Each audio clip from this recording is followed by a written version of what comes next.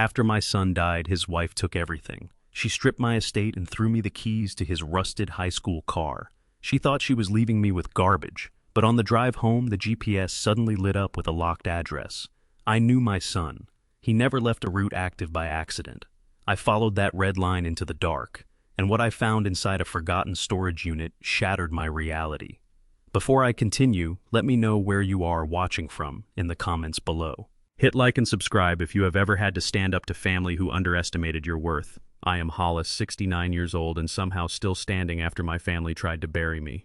The freezing rain turned the Baltimore cemetery into a sea of gray mud. I stood alone under the barren branches of an old oak tree, watching the heavy mahogany casket lower into the cold ground. My son Dayon was 35 years old. The local police called his death a tragic hit-and-run accident on a dark, isolated county road. I knew my son better than anyone else in this world. He never walked that specific stretch of highway at night. I gripped a sealed plastic evidence bag in my right hand, feeling the cold plastic stick to my skin.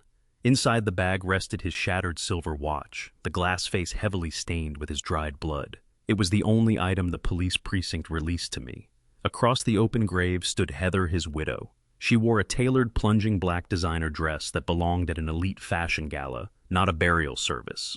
Two massive private security guards flanked her sides, holding sleek black umbrellas over her blonde hair. Her pale face was a mask of utter boredom. There was not a single tear in her eyes. She did not look down at the casket. She simply stared at her cell phone screen. The priest finished his final prayer, his words swallowed by the howling wind. The gravediggers moved in with their shovels. The few tech executives who had shown up quickly retreated to their luxury cars to escape the rain. I stayed rooted to the mud, holding the plastic bag, waiting for the crowd to clear. I wanted one last quiet moment with my boy. Instead, I got Heather. She did not walk toward me to offer a warm hug or share a moment of mutual grief. She marched across the wet grass, her security guard stepping heavily beside her. She stopped 2 feet away, her blue eyes cold and utterly devoid of sympathy. She did not offer condolences for my loss. She immediately handed me a crisp, folded legal document. I opened the thick paper. It was a 24-hour eviction notice. The small, modest house Dayon had purchased for me to live out my retirement was officially registered under her name. She informed me that the estate had been completely frozen in probate court. She stated that the eviction process would be enforced by the county sheriff tomorrow morning if I did not vacate the premises. I looked at the paper, the rain instantly blurring the fresh black ink. I remembered destroying my spine working 40 years at the Baltimore shipyards, loading heavy cargo containers in the dead of winter. I remembered sacrificing every dollar I earned to fund Dayon's engineering tuition at MIT so he could escape this city. I had kept my mouth shut when she refused to eat the meals I cooked for the holidays, claiming she had sudden dietary restrictions. I kept my mouth shut because my son loved her deeply. I felt the familiar sharp ache in my lower back, a ghost of the shipyards, but I did not speak. I did not give her the satisfaction of a visible reaction.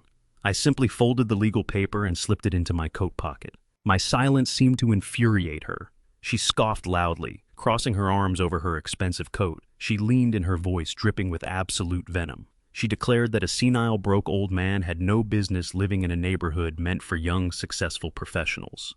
She reached into her designer handbag and pulled out a rusted brass key. She tossed it casually into the mud right at my feet.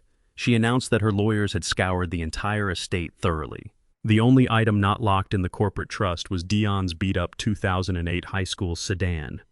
She smirked, pointing a manicured finger toward the far corner of the cemetery lot where the rusted car sat sinking into the gravel. She commanded me to pick up the key, take the junk vehicle, and never contact her family again.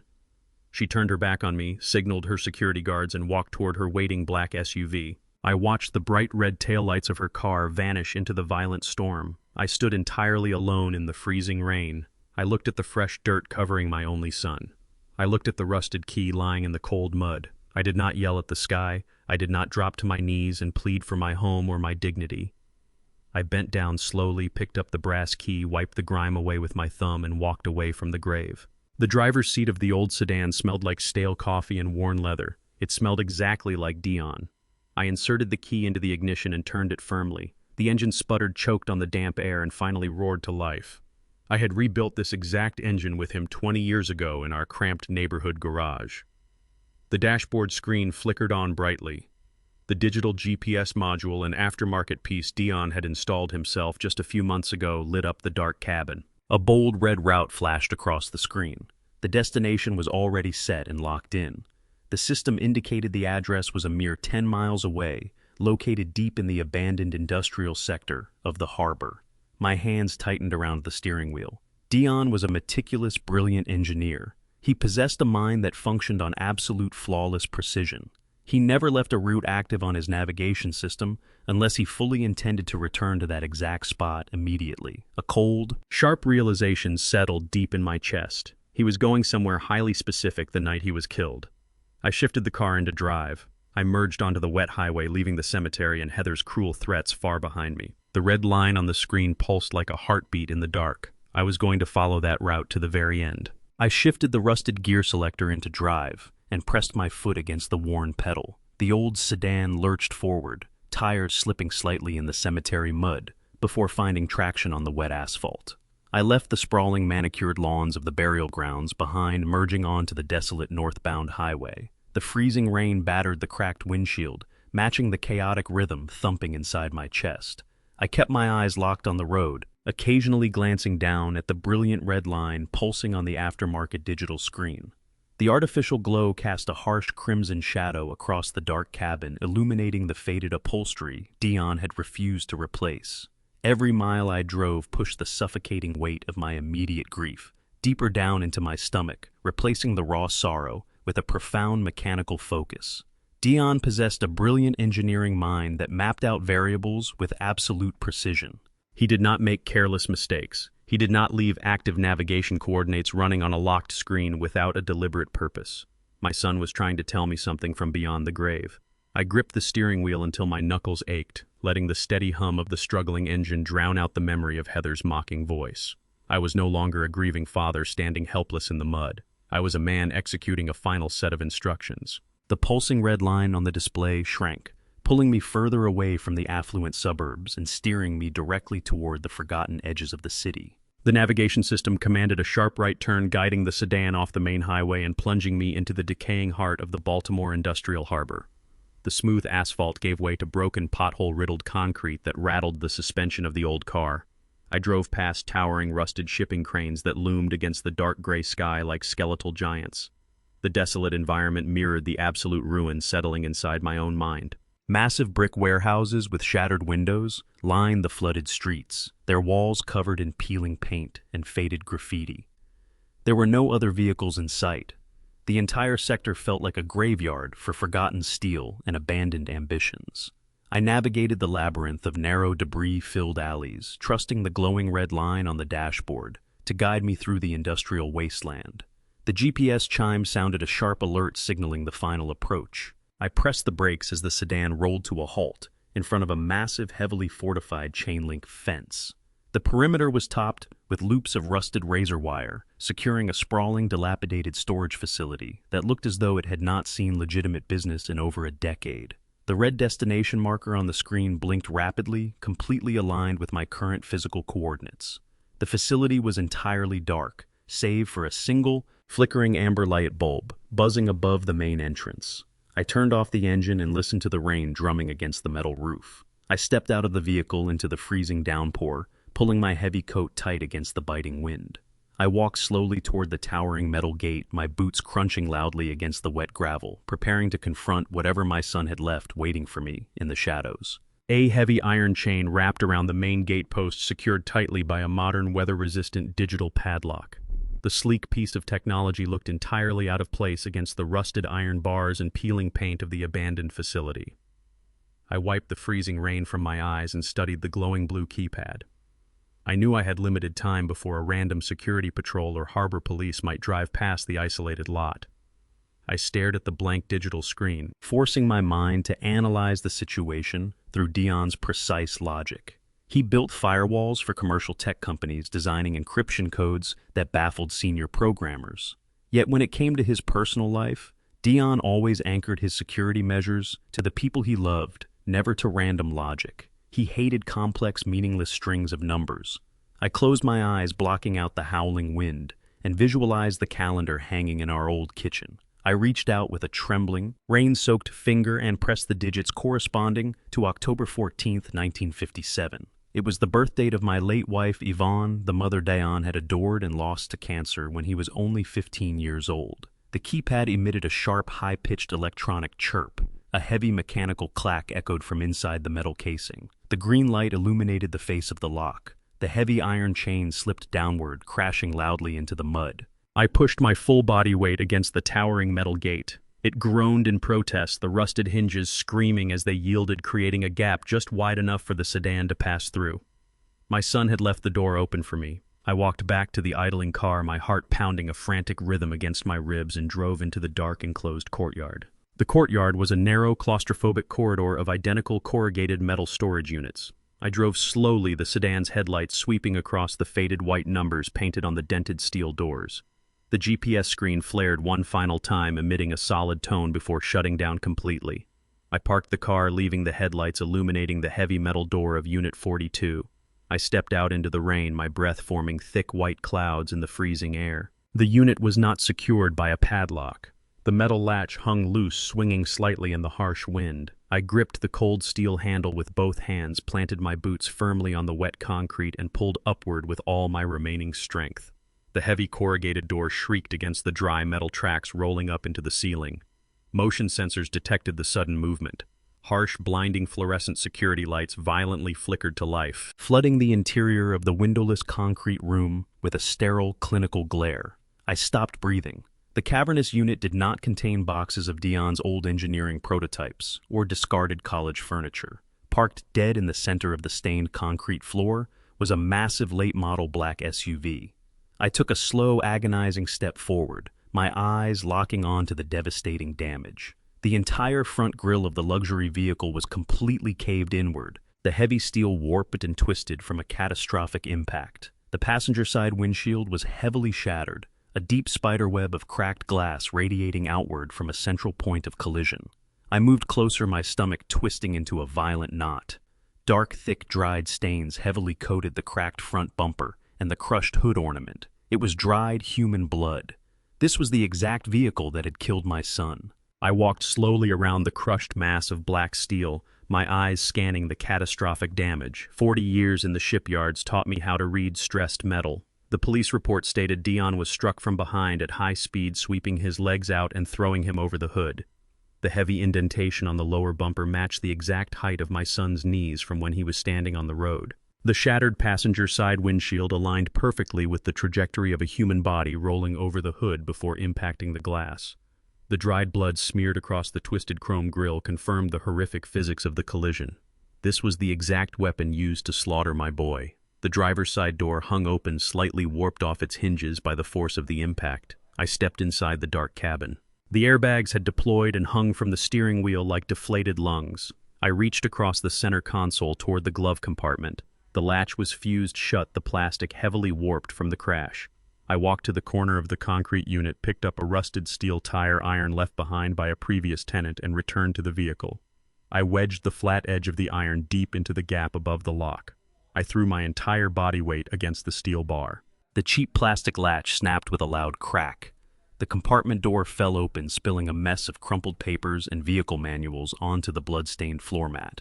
I dropped the heavy tire iron onto the passenger seat and knelt down to sift through the scattered documents. I picked up a folded vehicle registration card printed on thick green state paper. The vehicle was not registered to an individual. It was registered to a commercial entity named Apex Holdings Incorporated. My mind immediately connected the dots.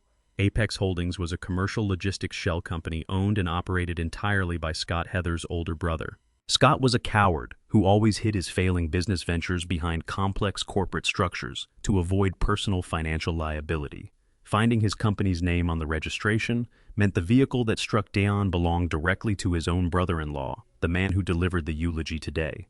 I pushed the registration card into my thick coat pocket and continued digging through the messy pile of papers on the floor mat. Beneath a stack of outdated oil change receipts, I found a pristine, heavy manila envelope bearing the logo of a premier national insurance firm. The red wax seal was completely broken. I pulled out a thick stack of life insurance policies. They were the original documents Dion had established 5 years ago to protect his growing software company. However, several pages toward the back of the stack felt completely different from the rest. The paper was fresh, the ink dark and unsmudged. I held the pages up to the harsh fluorescent security lights. These were entirely new addendums officially stamped and notarized by a private legal firm I did not recognize. Someone had deliberately accessed Dion's secure financial portfolio and manually attached these new stipulations to his existing, previously untouched life insurance policy. I scanned the dense legal jargon, my eyes hunting for the specific financial alterations. I traced my calloused finger down the column of heavily modified financial figures. The original policy provided a standard $1 million payout to be divided equally between Dion's tech company and a private trust fund established for future children. The newly attached addendum completely eradicated that careful structure. The total death benefit payout had been massively tripled to a staggering $5 million. I moved my eyes to the designated beneficiary line at the bottom of the page. The company was entirely removed. The future trust was completely dissolved. Heather's name was typed in bold black ink as the sole uncontestable beneficiary of the entire $5 million sum. I flipped to the final page of the document to check the official execution date. The notary stamp and the required signature lines were dated exactly 3 days before Dion was brutally struck and killed on that dark county road. A suffocating wave of cold, absolute clarity washed over my entire body. My breathing slowed as the brutal puzzle pieces snapped firmly into place.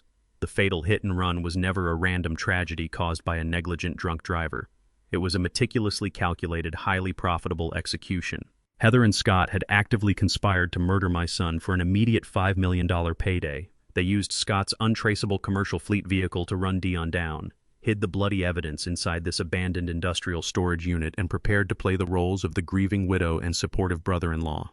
They believed they had committed the absolute perfect crime against a man who possessed no enemies. They firmly believed their horrific secret was safely locked away behind a digital keypad they assumed no one would ever be able to decipher. I folded the damning insurance documents and tucked them securely inside my jacket alongside the vehicle registration. I reached into my opposite pocket and pulled out a cheap, untraceable burner phone.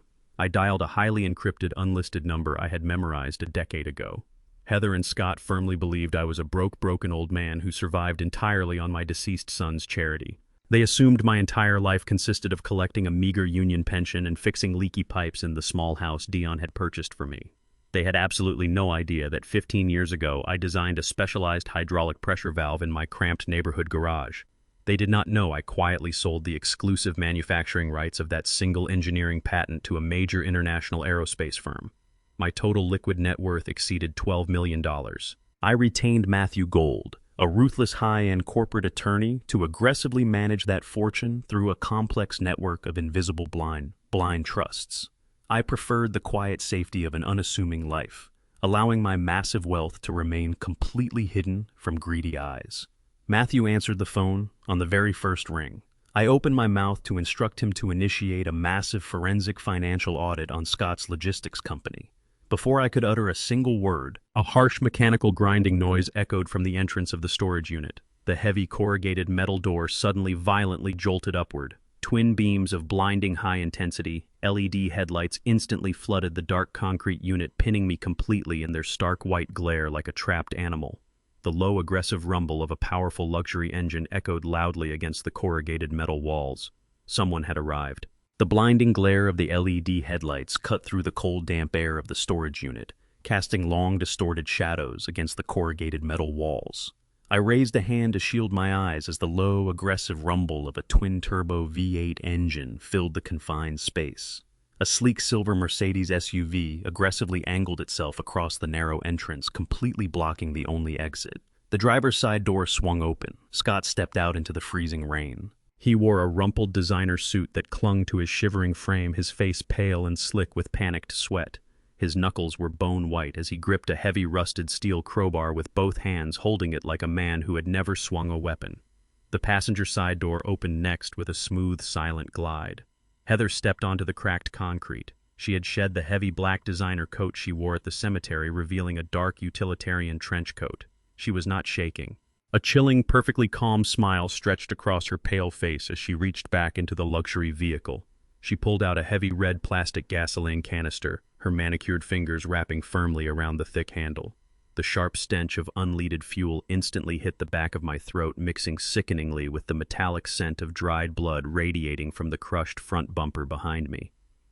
My daughter-in-law had not come here to retrieve the evidence of her brutal crime. She had come to completely obliterate it, and I was meant to be part of the ash. Heather walked slowly toward the center of the unit, her heels clicking rhythmically against the stained concrete floor. She stopped, just out of reach, her eyes darting from the bloody wreckage of her brother's vehicle to the thick stack of altered insurance documents protruding from my coat pocket. The cold smile on her face widened into a look of absolute terrifying triumph. She casually set the heavy gasoline canister on the ground. She stated that I was entirely too predictable. She revealed that the active navigation route on Dion's dashboard was never a careless mistake left behind by a brilliant engineer.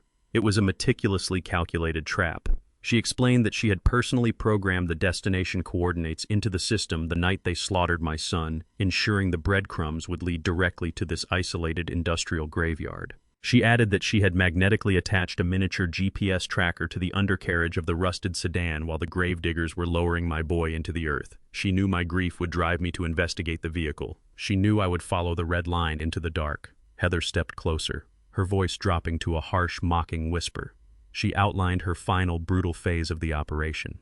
She intended to instruct Scott to strike me across the chest with the steel crowbar, simulating the blunt force trauma of a sudden massive cardiac event. They would then douse the entire storage unit in unleaded gasoline, pull the heavy corrugated metal door shut, and weld the lock. By morning, the local authorities would discover the charred remains of a heartbroken father who suffered a fatal heart attack while hopelessly searching through an abandoned warehouse fire. She confidently declared that her $5 million insurance payout would clear probate without a single suspecting question. I did not take a single step backward. I did not raise my voice or beg for my life as she clearly expected me to do. I stood absolutely still, my posture perfectly straight, analyzing the erratic, terrified breathing of her brother and the arrogant overconfidence completely blinding my daughter-in-law. My cold silence deeply unnerved Scott. He shifted his weight nervously, the heavy steel crowbar trembling violently in his slick, sweaty hands. He shot a frantic, desperate look at Heather, silently pleading with her to hurry the execution so they could flee the property. Heather severely misread my stillness for paralyzing fear. She bent down and unscrewed the black plastic cap of the gasoline canister, allowing the toxic fumes to instantly flood the tight enclosed space. I slowly reached my right hand deep into the inner pocket of my heavy winter coat. I bypassed the lethal insurance documents and my burner phone, letting my calloused fingers close tightly around a small, smooth black digital fob. I pulled my hand free and held the device up directly in the blinding glare of the Mercedes headlights. Heather paused, her brow furrowing in sudden sharp confusion as she stared at the little plastic rectangle. She demanded to know what useless trinket I was holding. I did not offer her a single word of explanation. I pressed my thumb down hard against the recessed central button. The response was immediate and violently overwhelming. A deafening, high-decibel commercial security siren instantly erupted from hidden speakers mounted high in the warehouse rafters, violently vibrating the concrete floor beneath our boots. Simultaneously blinding red strobe lights began flashing rapidly from every dark corner of the ceiling, turning the grim storage unit into a chaotic, terrifying whirlwind of crimson illumination. Heather clamped her hands over her ears, her face contorting in genuine shock as the relentless siren battered the corrugated metal walls. She screamed over the deafening noise, demanding to know how a broke old man had triggered an industrial security grid. I raised my voice, cutting through the chaotic mechanical wailing. I informed her that she possessed a fatal flaw in her meticulous planning. She never bothered to run a title search on the dirt beneath her expensive boots. I revealed that my private equity firm purchased this entire decaying industrial complex 3 years ago through an impenetrable blind trust to serve as a tax-shielded asset. I stated that the alarm I had just triggered was directly linked to a heavily armed, highly trained private security contractor dedicated to guarding my commercial investments. I checked my wristwatch with absolute calm. I informed Heather and Scott that 2 armored response units had already breached the main gate and would lock down this specific courtyard in exactly 60 seconds. The color vanished completely from Scott's terrified face. The heavy steel crowbar slipped from his trembling grip, clattering loudly against the concrete floor, bouncing dangerously close to the puddle of spilled gasoline. He did not wait for his sister's orders. Scott lunged forward, grabbed Heather by the collar of her dark trench coat, and dragged her violently backward toward the idling Mercedes. Heather fought him wildly, screaming absolute obscenities at me, swearing she would destroy me in probate court. Scott shoved her forcefully into the passenger seat and threw the vehicle into reverse. The tires shrieked, kicking up a massive spray of wet gravel as they tore out of the dark courtyard, disappearing into the storm just as the flashing blue lights of my security vehicles crested the flooded industrial hill. I did not return to the small house Heather had threatened to take from me. I instructed my driver to head to the financial district. I checked into a secure top-floor penthouse at the Grand Plaza Hotel under my corporate alias. The heavy oak doors locked behind me, sealing out the storm and the chaos of the harbor. The expansive suite was dead quiet, offering the absolute privacy I needed to dismantle my daughter-in-law's life. I walked to the floor-to-ceiling windows, looking down at the sprawling city lights below my mind operating with cold, mechanical precision. I pulled out my burner phone and summoned Matthew Gold. Matthew arrived exactly 20 minutes later, his face grim, carrying a locked titanium briefcase. We sat at the long glass dining table in the center of the room. I did not offer him a drink or engage in small talk. I pulled the bloody altered life insurance documents and the vehicle registration from my heavy coat pocket. I laid them out across the pristine glass surface side by side, creating a clear, undeniable map of my son's murder. Matthew stared at the paperwork, his eyes narrowing as he quickly calculated the massive scale of the corporate fraud and the brutal execution Heather and Scott had orchestrated. Matthew reached into his titanium briefcase and pulled out a thick stack of legal filings. He placed them on the table, his expression hardening. He informed me that the situation was escalating faster than we anticipated. He stated that his associates at the courthouse had just intercepted an emergency filing. Heather's legal team had submitted an aggressive injunction in probate court mere hours after Dion's burial. She was moving to seize immediate and total executive control of Dion's entire software company. Matthew explained that Heather bypassed the standard probate waiting period by presenting a newly discovered, heavily modified last will and testament. According to this new document, Dion had supposedly revoked his previous directives. The new will explicitly disinherited me, entirely stripped the board of directors of their voting power, and transferred absolute ownership of the multi-million-dollar tech firm directly to Heather. Matthew stated that the probate judge had fast-tracked the preliminary hearing for Wednesday morning, due to the supposed critical vulnerability of the tech company's pending venture capital bids. Heather was not just trying to steal a $5 million insurance payout. She was moving to swallow an entire corporate empire before the dirt on my son's grave had even settled. I picked up the high-resolution photocopy of the newly submitted will. The heavy legal jargon filled the pages outlining the total eradication of my legacy and the complete transfer of power to Heather. I ignored the dense paragraphs and flipped directly to the final page. My eyes locked onto the ink signature resting on the bottom line. It read Dion Hughes. To the untrained eye of a probate judge or a corporate lawyer, the signature looked entirely authentic, mimicking the sharp angles and heavy pressure of my son's handwriting. But I was not a lawyer. I was the father who sat in the emergency room waiting area when Dion was 16 years old. I remembered the sickening crack of his wrist snapping during a varsity football game. The severe compound fracture required 3 titanium pins and months of agonizing physical therapy. The injury left him with a permanent lack of flexibility in his right hand. Because of that structural damage, Dion could never connect the letters in his own name. He always left a distinct, undeniable microgap between the E and the O every single time he signed a document. I stared at the signature on Heather's submitted will. The ink flowed flawlessly from the E directly into the O in a single, unbroken fluid motion. It was a spectacular high-end forgery likely executed by a professional contracted by Scott, but it lacked the crucial imperfection of my son's broken bones. Matthew observed my intense focus. He leaned across the glass table, recognizing the sudden shift in my demeanor. I pointed to the flawless connection between the letters and explained the medical history of Dion's wrist.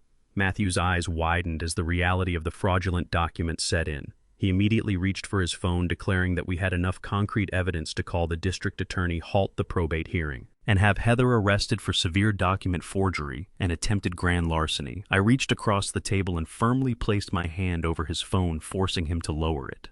I looked directly into Matthew's eyes, my voice dropping to a low, icy register. I instructed him to cancel the call. I explained that having Heather arrested for a simple forgery charge would result in a prolonged legal battle where she could claim ignorance or blame a rogue attorney. I did not want her to hide behind a minor white-collar crime. I wanted her to walk into that federal courtroom on Wednesday morning feeling absolutely victorious. I wanted her to stand before a federal judge, raise her right hand, and swear under oath that she personally witnessed Dion sign that specific document. I wanted her to lock herself into a massive, inescapable federal perjury charge that carried a mandatory federal prison sentence. I told Matthew that we were going to let her build her own gallows. The silent adjustment strategy was officially locked in. We were not going to stop her from taking the company. We were going to let her steal it, and then we were going to detonate the ground beneath her feet. I left the penthouse and took the service elevator down to the subterranean parking garage of the Grand Plaza Hotel. The rusted 2008 sedan sat isolated in a dark corner, a glaring anomaly among the rows of luxury vehicles. Dion never kept this junk car out of pure nostalgia. He kept it because nobody looks twice at a worthless object. I opened the rear door and ran my calloused hands along the faded fabric of the back seat. My son inherited my mechanical mind, always preferring physical concealment over digital clouds. I pressed my fingers into the seam where the cushion met the frame, feeling for the familiar tension spring we had installed together years ago. I pushed downward and shoved my shoulder against the reinforced bracket. The entire lower seat panel popped loose with a sharp metallic snap. I reached deep into the exposed hollow cavity beneath the chassis. My fingers brushed against a cold, rectangular metal casing secured with heavy electrical tape. I pulled it free and stripped away the black adhesive under the dim fluorescent garage lights. It was a military-grade encrypted solid-state drive. Dion had deliberately bypassed his own multi-million-dollar corporate servers to hide his most critical data inside the rusted frame of a high school car. He knew Heather controlled the company network. He knew she could monitor every digital keystroke he made. I slipped the heavy drive into my coat pocket, slammed the car door shut, and headed straight back to the elevator. I re-entered the penthouse suite and placed the encrypted drive squarely on the glass dining table. Matthew Gold did not ask unnecessary questions. He immediately made a secure phone call.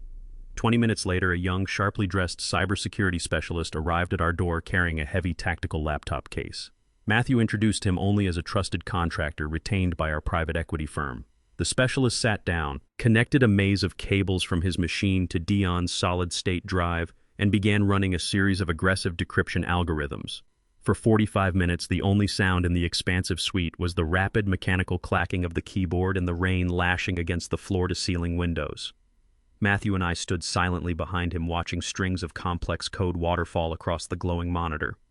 The specialist finally hit the enter key with a definitive strike. The screen flashed green, confirming the military-grade encryption had been successfully bypassed. A single isolated folder appeared on the desktop. The specialist clicked the icon to reveal a massive directory of audio files. Every single file was meticulously dated and chronologically organized, spanning the entire 6 months leading up to the fatal hit and run. I leaned over the table, my eyes scanning the timestamp on the very last recording. It was stamped exactly 4 hours before the police discovered Dion's broken body on the side of the dark county road. I instructed the specialist to disconnect his equipment and leave the room immediately. Matthew locked the heavy oak doors behind him.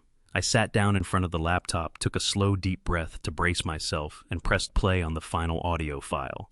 The silence in the room thickened into an unbearable weight as we waited for my son to speak from the grave. The sharp static of the audio recording hissed through the laptop speakers before my son's voice filled the quiet penthouse.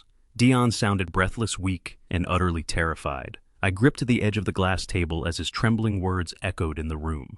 He spoke in rapid, panicked bursts, documenting a horrifying physical decline that had started exactly 6 months ago. He detailed waking up to find thick clumps of his own hair resting on his pillow.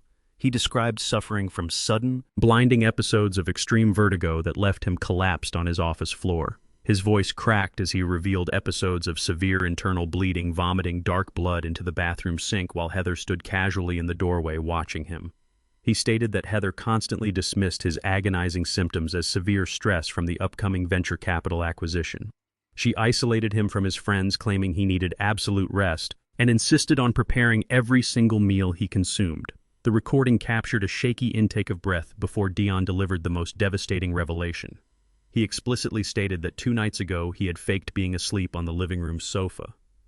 Through the crack of the kitchen door, he watched his wife carefully crush a strange, crystallized white powder into his dinner. He watched her stir the deadly substance directly into his food with a completely blank, emotionless expression. He whispered into the microphone that he did not eat the meal, opting instead to secretly scrape the contents into a plastic bag for testing. My son knew the woman he married was actively trying to murder him. He sounded entirely alone, trapped in a luxury prison built by his own success, waiting for the poison to finally take his life. The audio file continued playing, delivering the final brutal puzzle piece. Dion frantically explained that he had used a burner phone to contact a private toxicologist in the city. He had officially booked a secret, highly specialized heavy metal toxicity screening for the very next morning. He planned to deliver the contaminated food sample and his own blood to the clinic to secure the forensic evidence needed to arrest his wife. The recording abruptly clicked off, plunging the penthouse back into a suffocating silence. Matthew stared at the blank laptop screen, his face completely drained of color. The horrifying connection locked firmly into place inside my mind. The hit and run on that dark county road was never a botched robbery or a tragic accident.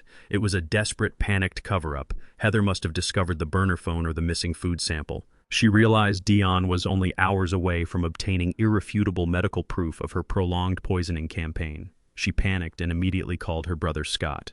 They could not wait for the heavy metals to finish the job. They used Scott's untraceable commercial fleet vehicle to hunt my son down in the dark and run him over, ensuring he never reached that hospital. The burning, volatile grief that had consumed me since the cemetery completely evaporated. It was instantly replaced by a cold, absolute, and terrifying clarity. My rage transformed into pure, solid ice. I did not want Heather to simply go to prison. I wanted to dismantle her entire existence until she begged for the confines of a concrete cell. I looked at Matthew, my hands completely steady, my posture rigid. The time for gathering evidence was over. It was time to spring the trap and watch them bleed. The audio file clicked off, leaving an agonizing silence in the penthouse. The raw, searing pain of listening to my son realize he was being murdered slowly morphed into something else entirely. The grief evaporated. What replaced it was a cold, absolute, and terrifying clarity. My rage transformed into pure, solid ice. I did not want Heather to simply go to prison. I wanted to dismantle her entire existence until she begged for the confines of a concrete cell, but I needed her isolated first. To isolate the queen, you remove her pawns. I looked at Matthew, my hands completely steady, my posture rigid. The time for gathering physical evidence was over. It was time to spring the trap. I instructed him to immediately execute a forensic financial trace on Scott. I wanted every bank account, every shell corporation, and every hidden liability dragged into the light. Matthew opened his secure laptop and went to work. Less than an hour later, he presented me with a comprehensive dossier. Scott projected the image of a wealthy, successful entrepreneur, but his commercial logistics company was an absolute mirage. He was drowning in toxic, high-interest predatory debt. He had leveraged his entire commercial fleet to secure desperate loans from secondary lenders who charged exorbitant rates. He was bleeding cash, barely making the minimum monthly payments to keep his trucks on the road. Scott was a desperate man clinging to the edge of a cliff, which meant all I had to do was step on his fingers. I picked up the financial dossier and studied the list of Scott's aggressive creditors. They were ruthless lenders, the kind who happily traded bad paper for immediate liquidity if the price was right. I ordered Matthew to contact my private offshore equity firm immediately. I authorized the release of $2 million from my blind trust. I instructed my brokers to approach every single one of Scott's lenders with a hostile all-cash buyout offer for his commercial debt. We moved with terrifying speed and absolute silence. The lenders eager to offload the toxic, high-risk loans of a failing logistics company accepted the premium cash transfers without a single question. By 10 in the morning, the contracts were signed, sealed, and legally transferred into my holding company. Scott had spent the last 3 years borrowing heavily from 5 different aggressive financial institutions, juggling his payments to keep his business afloat. In less than 3 hours, I had consolidated every single penny of his financial liabilities under one roof. I was no longer a grieving father standing in the mud. I was officially Scott's sole absolute creditor. I held the mortgage on his commercial warehouse. I held the primary titles to his entire fleet of transport trucks. I held the legal rights to his business operating accounts. The man who drove the vehicle that shattered my son's body was now entirely bound to me by a chain of ironclad corporate debt. He just did not know it yet. He woke up that morning believing he had gotten away with the perfect crime, anticipating a massive insurance payout. He had no idea he was already a financial corpse walking blindly into an execution. Matthew handed me the finalized consolidation portfolio. I flipped to the master contract governing the primary commercial loans. Like all predatory debt agreements, the fine print contained severe immediate default covenants. These clauses allowed the primary creditor to instantly seize assets without a prolonged court order if the borrower's debt-to-income ratio breached a critical threshold. By consolidating the loans, I had artificially triggered that exact breach. I looked at Matthew and gave a single sharp nod. The financial guillotine dropped. I instructed my corporate managers to activate the immediate default clauses across the board. The strikes were executed simultaneously and without any warning. We initiated a hard freeze on Scott's primary business operating accounts, completely locking him out of his own funds. We instantly halted his company payroll grid, meaning his drivers and warehouse staff would not receive their scheduled direct deposits. Finally, we dispatched specialized commercial recovery agents to place aggressive physical liens on every single transport truck operating under his logistics banner. The corporate assault was absolute and entirely legal. We stripped away his ability to conduct business, access cash, or move assets in a matter of keystrokes. Every credit card tied to his name was deactivated. Every vendor credit line was instantly revoked. Scott had built his entire identity on the illusion of power and control, financed by money he never truly possessed. I was ripping that illusion away, leaving him completely exposed and vulnerable. I wanted him to feel the sudden suffocating panic of losing his entire world without understanding why or how it was happening. I wanted to break his fragile, cowardly spirit before I ever showed him my face. I wanted him entirely desperate, miles away in the affluent downtown district. Scott was entirely oblivious to the catastrophic collapse of his life. Matthew had dispatched a private investigator to monitor his movements. Scott was sitting on the outdoor patio of an exclusive high-end seafood restaurant, entertaining two potential investors over expensive steaks and imported wine. He was wearing a tailored suit, laughing loudly, playing the role of the fearless entrepreneur. When the waiter arrived with the exorbitant bill, Scott casually dropped his sleek corporate platinum card onto the leather tray. 3 minutes later, the waiter returned, his posture stiff, informing Scott that the card had been declined. Annoyed, Scott produced a personal credit card. That card was also rejected. The investors watched in uncomfortable silence as Scott frantically dug through his wallet, producing card after card, only to have the digital machine flash a relentless series of red error messages. Humiliated and sweating, he excused himself from the table, claiming a minor banking glitch. He stepped out onto the busy sidewalk to call his financial manager. Before he could dial the number, he stopped dead in his tracks. 2 massive heavy-duty commercial tow trucks were illegally parked in front of the restaurant valet zone. The recovery agents were currently securing thick steel chains to the front axles of Scott's pristine luxury SUV and the company vehicle his logistics manager had parked behind it. Scott sprinted forward, screaming at the repo men to stop waving his keys frantically. The lead agent calmly handed Scott a thick stack of legal repossession orders bearing the seal of my holding company. Scott stared at the paperwork, his breath catching in his throat. In less than 5 minutes, he had gone from a millionaire mastermind to a man who could not afford his own lunch or drive himself home. The instant unexplained financial paralysis hit him like a physical blow. Scott stood on the sidewalk outside the upscale seafood restaurant, his chest heaving as he watched the heavy commercial tow trucks drag his luxury vehicles into the bustling afternoon traffic. He hyperventilated aggressively, loosening his silk tie with violently shaking hands. His entire financial existence had just been eradicated in a matter of minutes, leaving him stranded and profoundly humiliated in broad daylight. He pulled out his sleek smartphone and frantically dialed Heather's private number. The call went straight to voicemail. He dialed again, his thumb pressing the screen so hard the glass threatened to snap. Heather rejected the call immediately. She was currently standing inside a federal probate courtroom across town, flawlessly playing the role of the tragic grieving widow to seize absolute control of Dion's multi-million-dollar tech company. She had absolutely no time for her brother's sudden, unexplained liquidity crisis. Scott paced back and forth near the empty valet stand, leaving furious, panicked voice messages, demanding an immediate cash transfer to save his failing logistics fleet. He yelled into the receiver that the recovery agents had official court orders he did not understand.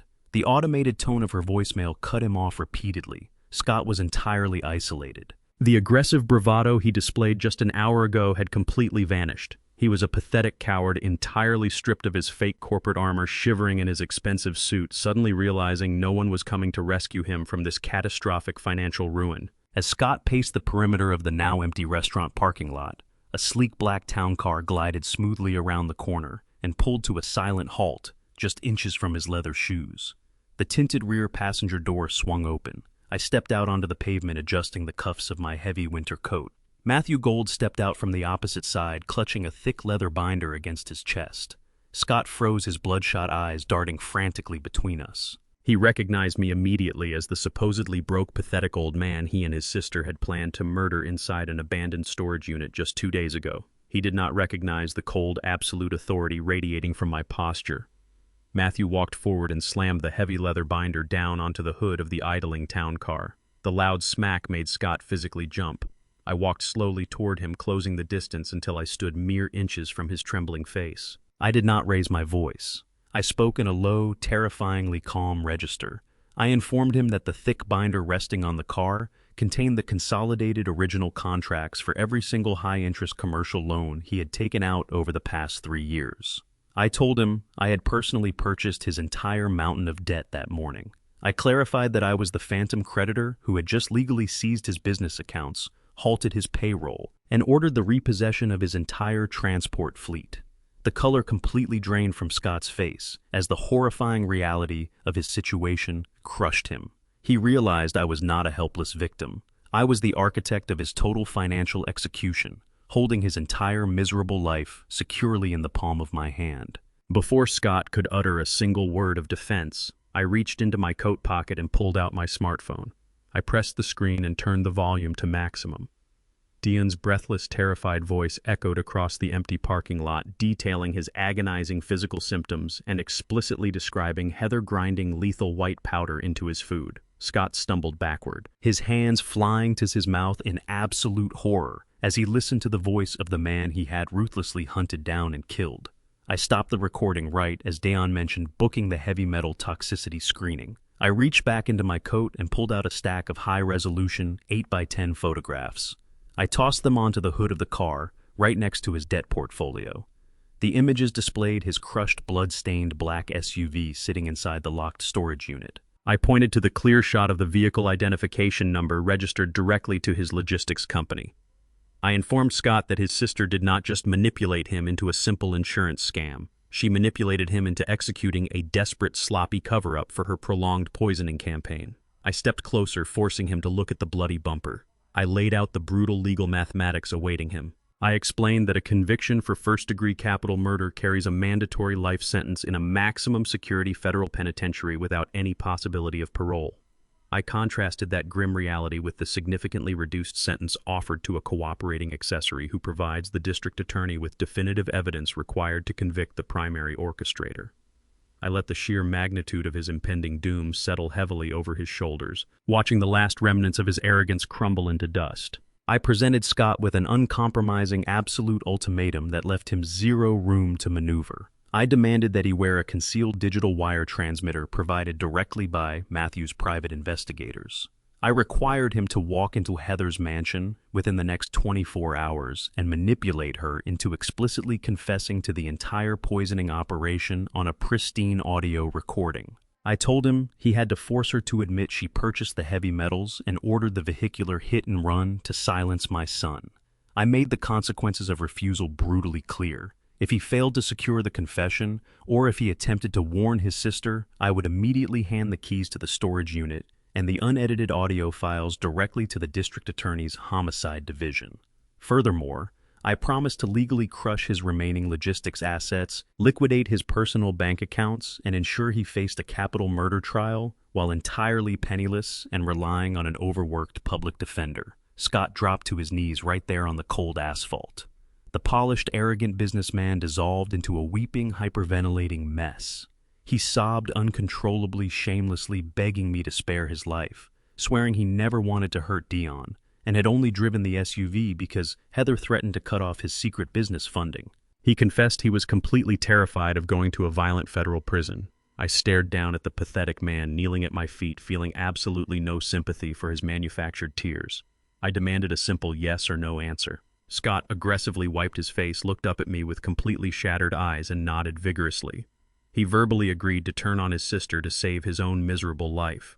The steel trap was now set perfectly into irreversible motion. The heavy mahogany doors of the federal probate courthouse swung shut, sealing out the damp morning air and plunging the sterile room into absolute silence.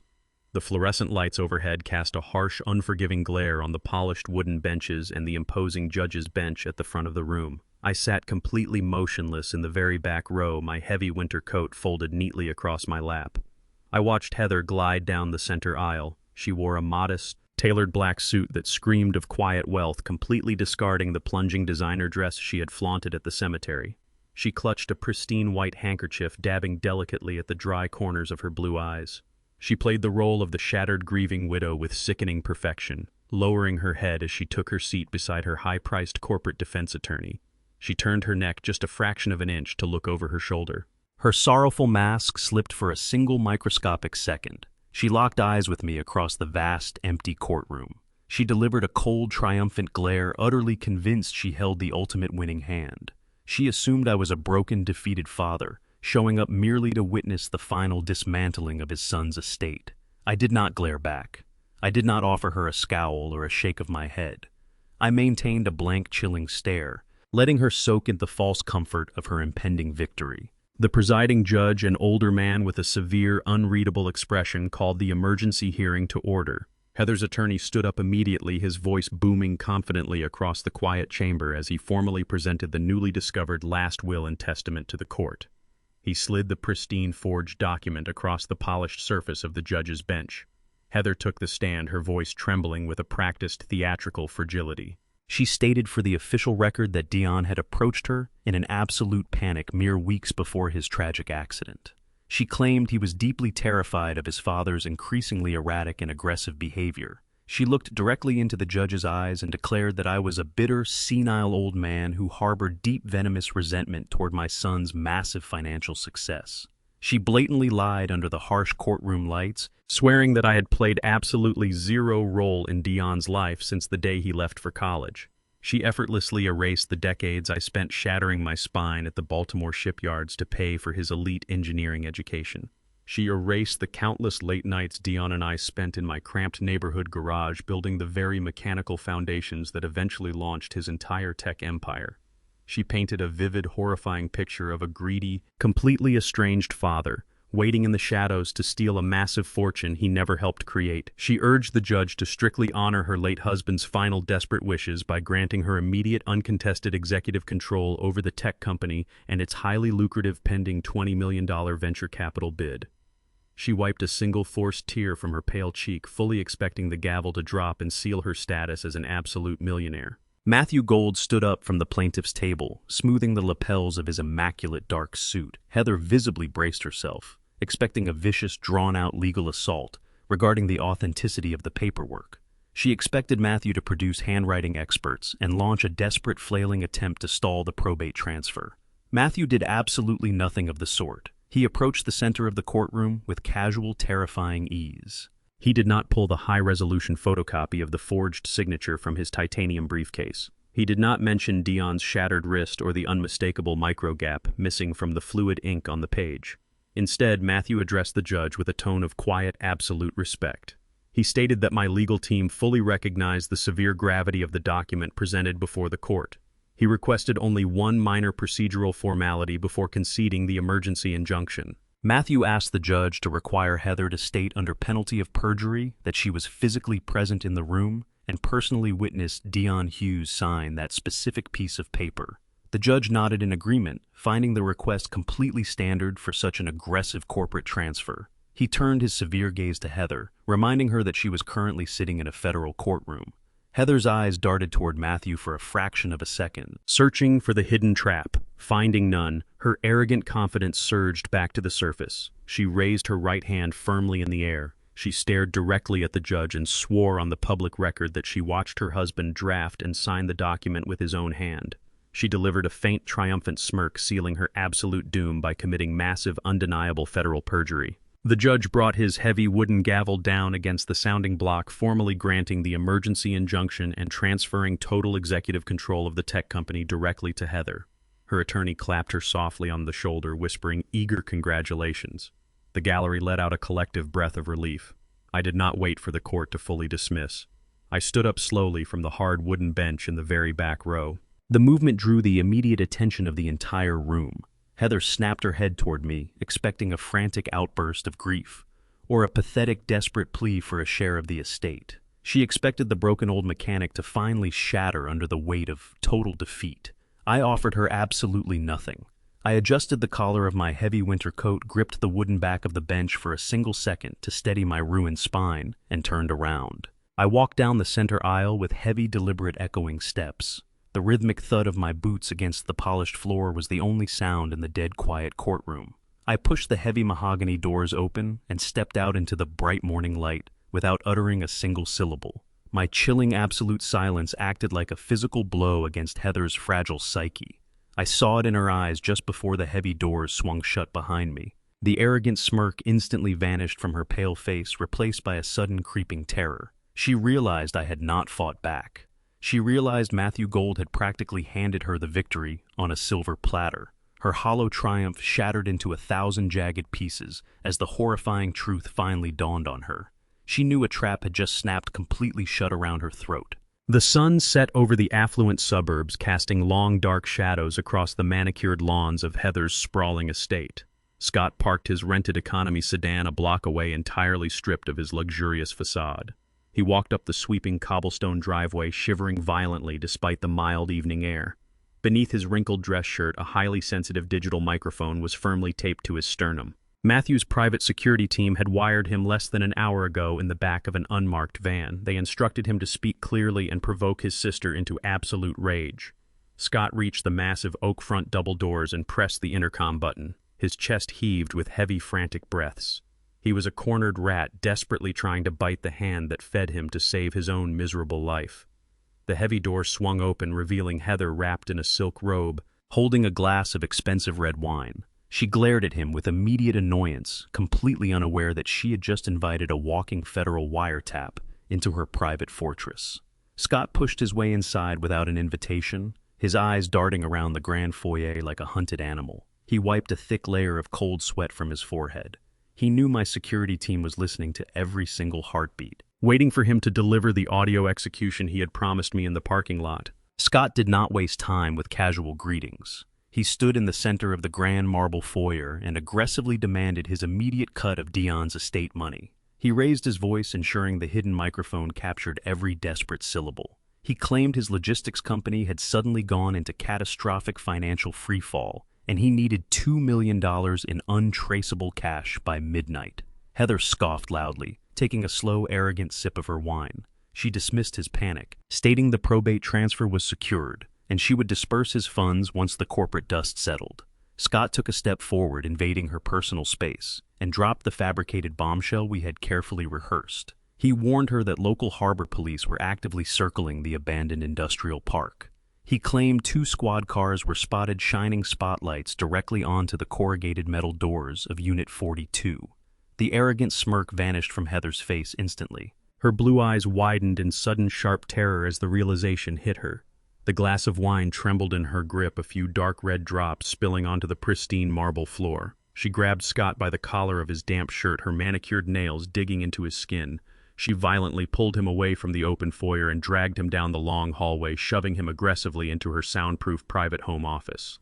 She slammed the heavy double doors shut and locked the deadbolt. She believed the soundproof walls would protect her darkest secrets from the outside world. She had absolutely no idea she had just sealed herself inside a perfectly silent recording booth. Inside the locked office, Heather completely lost her meticulously crafted composure. The elegant, grieving widow morphed into a frantic, venomous predator. She shoved Scott hard against a heavy mahogany bookshelf, screaming that he was an absolute worthless coward who ruined everything he touched. She demanded to know why the bloody SUV was still sitting intact inside the storage unit. Scott stammered, playing his part perfectly, claiming he panicked after the collision and forgot to bring the gasoline canister. Heather exploded in pure rage. Her voice rose to a shrill, hysterical pitch as she explicitly outlined her entire horrific operation. She screamed that she had spent 3 painstaking months executing a flawless, untraceable assassination. She bragged about navigating the dark web to purchase the lethal, odorless heavy metal thallium using an encrypted crypto wallet. She detailed exactly how she ground the toxic crystals into powder and watched Dion swallow the poison night after night at their own dining table. She shrieked that she had done the heavy lifting, orchestrating the perfect medical murder, only for Scott to botch the emergency cover-up.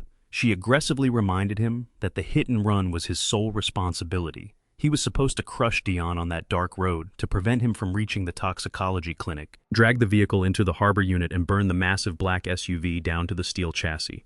Every single word of her vile, arrogant confession flowed flawlessly into the hidden microphone taped to her brother's chest. 2 blocks away from the lavish estate, I sat perfectly still in the cramped, dimly lit rear cabin of an unmarked surveillance van. Matthew Gold sat beside me, adjusting a pair of heavy tactical headphones. Digital recording equipment dominated the center console, capturing every single frequency transmitted from the wire taped to Scott's chest. The audio feed was absolutely pristine. The soundproof walls of Heather's office eliminated all background noise, isolating her shrill, screaming confession into a crisp, high-definition audio track. I listened to the woman who swore to love and protect my son brutally brag about feeding him lethal poison for months. I did not flinch. I did not shed a single tear in the dark van. I watched the green digital audio waves spike on the glowing monitor every time she shrieked my son's name in vain. Matthew slowly took off his headphones and let out a long, heavy breath. He looked at me with a grim, deeply satisfied expression. The legal trap was completely full. Heather had just voluntarily confessed a premeditated capital murder conspiracy to commit murder, and the illegal purchase of heavily restricted toxins, all perfectly time-stamped on a secure federal server. We possessed the bloody vehicle, the financial trail, the forged will, and now the explicit, irrefutable audio confession. She was entirely surrounded by the inescapable consequences of her own boundless greed. I stared at the glowing green audio waves saving to the encrypted hard drive. We had her dead to rights. Scott's frantic, sweat-soaked visit left Heather completely unhinged. The soundproof home office where she had just arrogantly confessed to my son's murder suddenly became a suffocating prison of her own paranoia. The fabricated lie about the harbor police circling the industrial storage unit had successfully shattered her iron facade. She realized the local authorities might discover the bloody wrecked SUV before she could secure her stolen corporate empire. She knew she could no longer wait for the legitimate venture capital bid to undergo its standard months-long due diligence process. She needed massive liquid cash immediately to flee the jurisdiction and escape the collapsing walls of her conspiracy. Sitting in the dark surveillance van, I listened to the frantic audio feed of the aftermath of Scott's departure. Heather immediately began tearing through her filing cabinets, aggressively shredding physical documents. She made a series of frantic, heavily encrypted phone calls to her shady corporate brokers. She ordered them to find an immediate, no-questions-asked buyer for Dion's software company. She demanded an expedited all-cash sale regardless of the steep financial penalties a rushed liquidation would incur. She intended to convert my son's entire legacy into untraceable offshore funds and vanish across the Atlantic before the impending homicide investigation connected her to the hit and run. Here desperation was a palpable, ugly thing to hear. She was a cornered rat willing to chew off her own leg to escape a trap, completely unaware she was already bleeding out. Matthew Gold moved with the predatory, ruthless efficiency of a man who lived for corporate slaughter. By sunrise, he had successfully intercepted the desperate back-channel communications from Heather's brokers. He did not block her frantic attempts to sell the company. Instead, he presented her with a flawless, irresistible illusion. Matthew utilized my offshore equity firm to quickly construct a dummy European acquisition conglomerate. We registered the phantom firm in Luxembourg, outfitting it with a pristine digital footprint, fabricated executive boards, and a massive verifiable proof of funds, entirely backed by my hidden $12 million fortune. Matthew dispatched his sharpest associate to act as the primary acquisition agent and directly approach Heather's panicked brokers. The bait we offered was deeply intoxicating. We proposed a $25 million all-cash expedited buyout of Dion's entire tech company. The specific catch, designed perfectly to appeal to a fleeing murderer, was a guaranteed 48-hour closing window with absolutely zero invasive corporate audits or prolonged financial due diligence. We offered to wire the massive sum directly into her designated untraceable offshore accounts, the very moment the final transfer contracts were signed. It was an impossible dream scenario for a desperate criminal looking to cash out her stolen assets and vanish forever. Matthew and I sat in the hotel penthouse, watching the secure digital communications light up our monitors. We knew Heather's brokers would devour the bait without hesitation. They presented the Luxembourg offer to her as a miraculous last-minute stroke of luck. They had absolutely no idea they were walking their client directly into a carefully engineered financial slaughterhouse controlled entirely by the father she despised. Blinded entirely by sheer greed and mounting panic, Heather did not hesitate to step firmly into the snare. She completely ignored the fundamental laws of corporate governance in her desperate rush to escape. The federal probate judge had only granted her preliminary executive control based on her perjured testimony and the forged will. The estate was technically still completely open, highly vulnerable, and subject to mandatory waiting periods. Legally, she did not possess the absolute right to unilaterally liquidate the company's primary assets. But rational logic immediately abandons a cornered criminal. That afternoon, a specialized courier delivered the heavy stack of binding corporate transfer documents directly to her lavish mansion. I watched through a secure surveillance feed Matthew had positioned above her estate as she eagerly invited the courier inside. She did not bother to consult a legitimate legal team to meticulously review the Luxembourg contracts. She simply saw a $25 million escape route materializing before her eyes. She took a pen and recklessly signed her name across every single required signature line. By executing those specific documents, she formally and illegally guaranteed absolute unencumbered ownership of Dion's tech company to a foreign entity. She legally promised a clean title to a massive asset she had stolen through a forged document while the probate period remained actively open. This was not a simple clerical error or a minor breach of protocol. By attempting to sell a stolen, highly contested corporate asset to an international buyer across state and national borders, she committed massive, undeniable federal wire fraud and international corporate espionage. She voluntarily signed a legally binding confession of grand larceny. Once the courier successfully retrieved the signed documents from the mansion, the final phase of the financial guillotine required my explicit authorization. Matthew placed his secure laptop in front of me on the pristine glass dining table in the penthouse. The screen displayed the heavily encrypted holding account for our dummy Luxembourg corporation, fully loaded with $25 million in liquid capital ready for immediate escrow deployment. I did not feel a single shred of hesitation or doubt. I placed my calloused finger on the trackpad and personally authorized the fake escrow deposit. The complex digital transfer sequence instantly initiated, sending a massive, officially verifiable proof of funds receipt directly to Heather's celebrating brokers. It was the ultimate intoxicating illusion of success. She now firmly believed she was an untouchable multimillionaire, mere hours away from boarding a first-class flight to a European sanctuary. In reality, the massive sum of money never actually left the ironclad protection of my heavily guarded blind trust. Instead of wealth, Matthew handed me the physical copies of the newly executed transfer contracts the courier had just delivered. I held the crisp, heavy legal paper in my hands, staring intently at Heather's frantic, sprawling signature bleeding across the bottom of the pages. I now held the ultimate, undeniable trump card, combined with the pristine wiretap audio recording of her explicit murder confession and the brutal physical evidence of the bloody SUV hidden in my storage unit. This contract proved her absolute intent to commit international corporate theft. The financial noose was now pulled completely tight around her neck. She had systematically dismantled my son's life for pure greed, and I had just weaponized that exact same greed to permanently destroy hers. The silent adjustment was firmly locked in place. The fake escrow deposit officially locked Heather into an undeniable federal crime. We had the wire fraud securely documented. We possessed the pristine audio recording of her explicit murder confession. We held the storage unit containing the crushed black SUV. It was time to bring the full weight of the justice system crashing down upon her. Matthew utilized his extensive network of high-level judicial contacts to bypass the standard bureaucratic channels. At 11 o'clock that night, we bypassed the public entrances of the federal courthouse. Armed bailiffs escorted us through a secure subterranean parking garage directly into the heavily guarded private chambers of Federal Judge William Hayes and District Attorney Evelyn Reed. The heavy oak doors locked behind us, sealing the room in absolute acoustic isolation. The judge sat behind his massive mahogany desk, still wearing his dark suit, visibly irritated by the unprecedented late-night intrusion.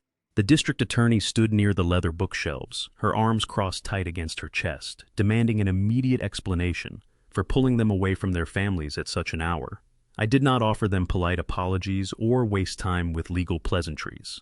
I stepped forward, placed my heavy titanium briefcase directly onto the polished wood of the judge's desk, and snapped the dual metallic locks open. I was a grieving father, standing before the highest legal authorities in the city, preparing to lay out the complete anatomy of my only son's brutal execution. I pulled the encrypted digital audio player from the briefcase and placed it squarely between the judge and the district attorney. I pressed the silver playback button. Dion's breathless, terrified voice filled the silent chambers. My son detailed the horrific physical symptoms of heavy metal poisoning, describing his bleeding, his hair loss, and the explicit moment he watched his wife grind toxic white powder into his evening meals. The irritation instantly vanished from the judge's face, replaced by a cold, hardened focus. Before they could speak, I switched the audio track. The pristine wiretap recording of Heather screaming inside her soundproof office blasted through the room. She arrogantly bragged about navigating the dark web to purchase lethal thallium. She viciously scolded Scott for botching the hit-and-run cover-up and failing to burn the black SUV. The district attorney's jaw tightened as the sheer malice of the confession echoed off the chamber walls. I reached into my coat pocket and pulled out a heavy ring of brass keys. I dropped them onto the desk next to the audio player. They hit the wood with a sharp, heavy clack. I placed the high-resolution photographs of the blood-stained, caved-in vehicle right beside them. I informed the authorities that the exact weapon used to shatter my son's body was currently sitting perfectly intact inside Unit 42 of my privately owned industrial storage facility. I slid the vehicle registration documents across the table, proving the SUV belonged directly to a commercial shell company operated entirely by Scott. I presented the forged life insurance documents, pointing out the date modification perfectly aligning with the vehicular strike. The absolute scale of the calculated slaughter sat undeniable under the warm glow of the chamber desk lamp. District Attorney Reed stared at the photographs of the shattered windshield, utterly stunned by the sheer magnitude of the conspiracy. She picked up the forged life insurance addendum, her eyes scanning the massive $5 million payout designated solely to Heather. She looked at Matthew, confirming that the local police had originally classified the death as a routine hit-and-run without conducting any chemical autopsy. Matthew nodded, explaining that Heather had aggressively rushed the embalming and burial process specifically to prevent a comprehensive medical examiner review. The judge leaned back in his high leather chair, processing the devastating chain of evidence. He did not ask for further clarification or debate the legality of our private surveillance. He pulled a pristine stack of blank judicial orders from his top desk drawer. He uncapped his gold fountain pen and began writing with fierce, aggressive strokes. He declared that the local precinct had been grossly negligent and that federal oversight was immediately superseding the local investigation. He drafted a sealed emergency exhumation mandate. He officially ordered the immediate, unannounced retrieval of Dion's body from the Baltimore cemetery grounds. He mandated a highly specialized, rigorous heavy metal toxicology screening to be conducted by the premier federal forensic laboratory in the state, entirely bypassing the compromised local coroner's office. I felt a sharp, agonizing twist in my chest, knowing my son's resting place would be disturbed, but it was the only path to his justice. The judge stamped the heavy red judicial seal onto the bottom of the document. He handed the wet ink order directly to the district attorney. He instructed her to deploy a covert forensic team before sunrise, demanding absolute secrecy to prevent Heather from catching wind of the impending trap. The agonizing wait consumed the next 2 days. I remained locked inside the penthouse suite, pacing the hardwood floors, staring out at the relentless gray rain washing over the city. I refused to sleep. I refused to eat. My entire existence was reduced to waiting for the sharp ring of my secure phone. Exactly 48 hours after the covert midnight exhumation, the heavy oak doors of my suite opened. Matthew walked in holding a sealed federal medical dossier. His posture was rigid, his expression an unreadable mask of professional stone. He placed the thick envelope onto the glass dining table without a word. The chief federal medical examiner had bypassed standard protocols, working around the clock to isolate the chemical compounds saturating my son's internal organs. I broke the seal and pulled out the final toxicology report. The results were absolutely devastating, confirming every single horror captured on the audio recordings. The forensic analysis highlighted a massive, prolonged concentration of thallium deep within Dion's bone marrow and tissue samples. The heavy metal levels were staggeringly high, proving conclusively that Heather had been systematically poisoning him with lethal, escalating doses for over 6 months prior to the blunt force trauma of the vehicle strike. My hands gripped the paper until my knuckles turned white.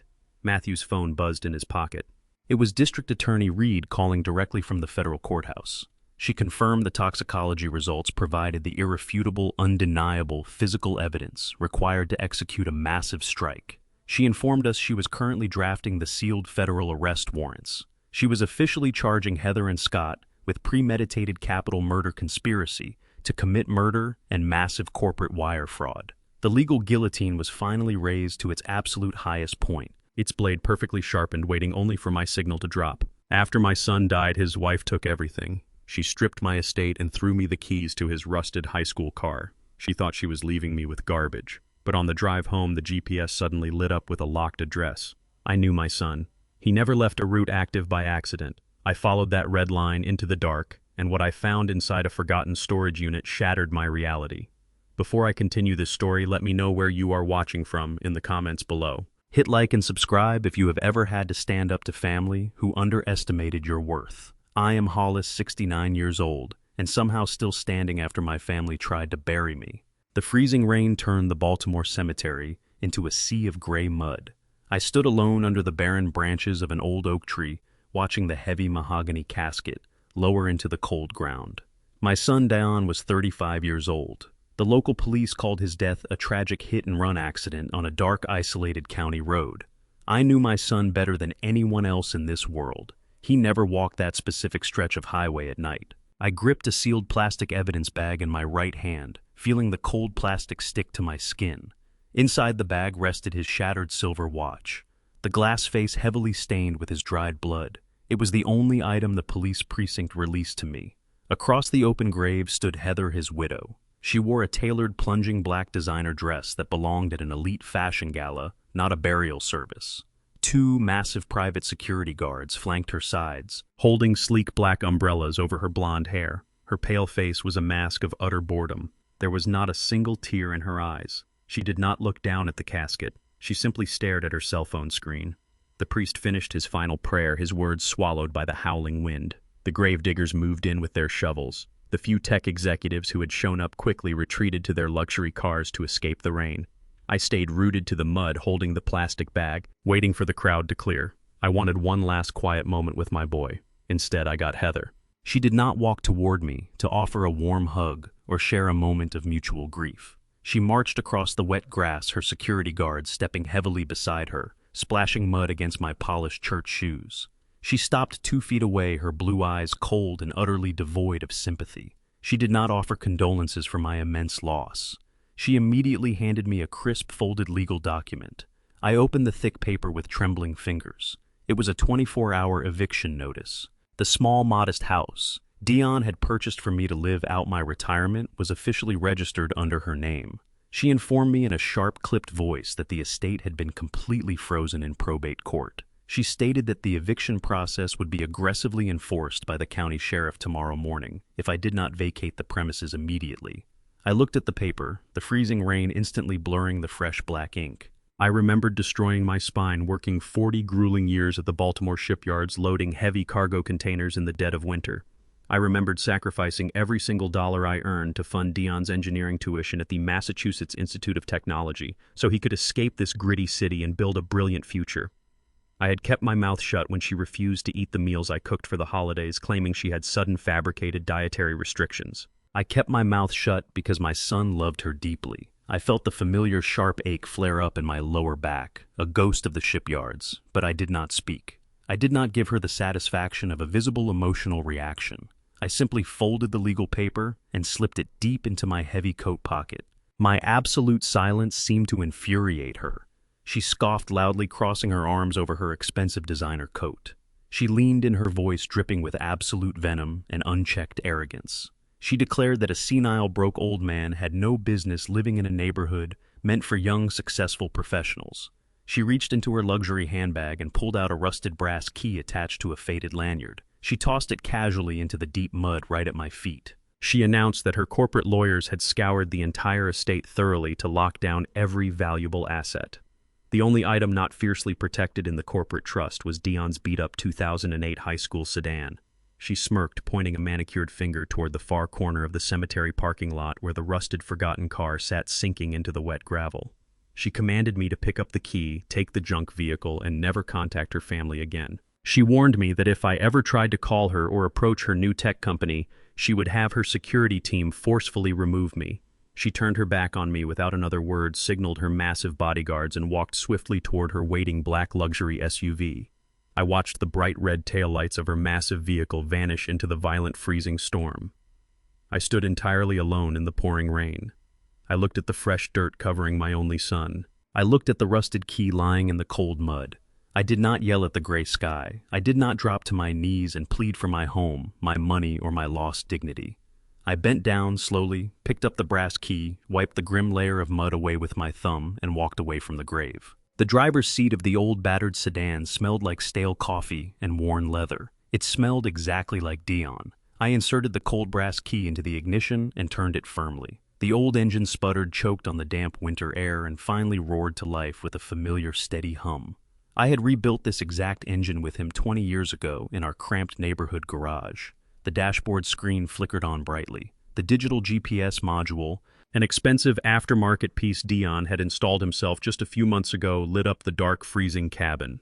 A bold red route flashed across the screen. The destination was already set and securely locked in. The digital navigation system indicated the address was a mere 10 miles away, located deep in the abandoned industrial sector of the harbor. My calloused hands tightened around the cracked steering wheel. Dion was a meticulous, brilliant engineer. He possessed a mind that functioned on absolute flawless precision. He never left a random route active on his navigation system unless he fully intended to return to that exact spot immediately.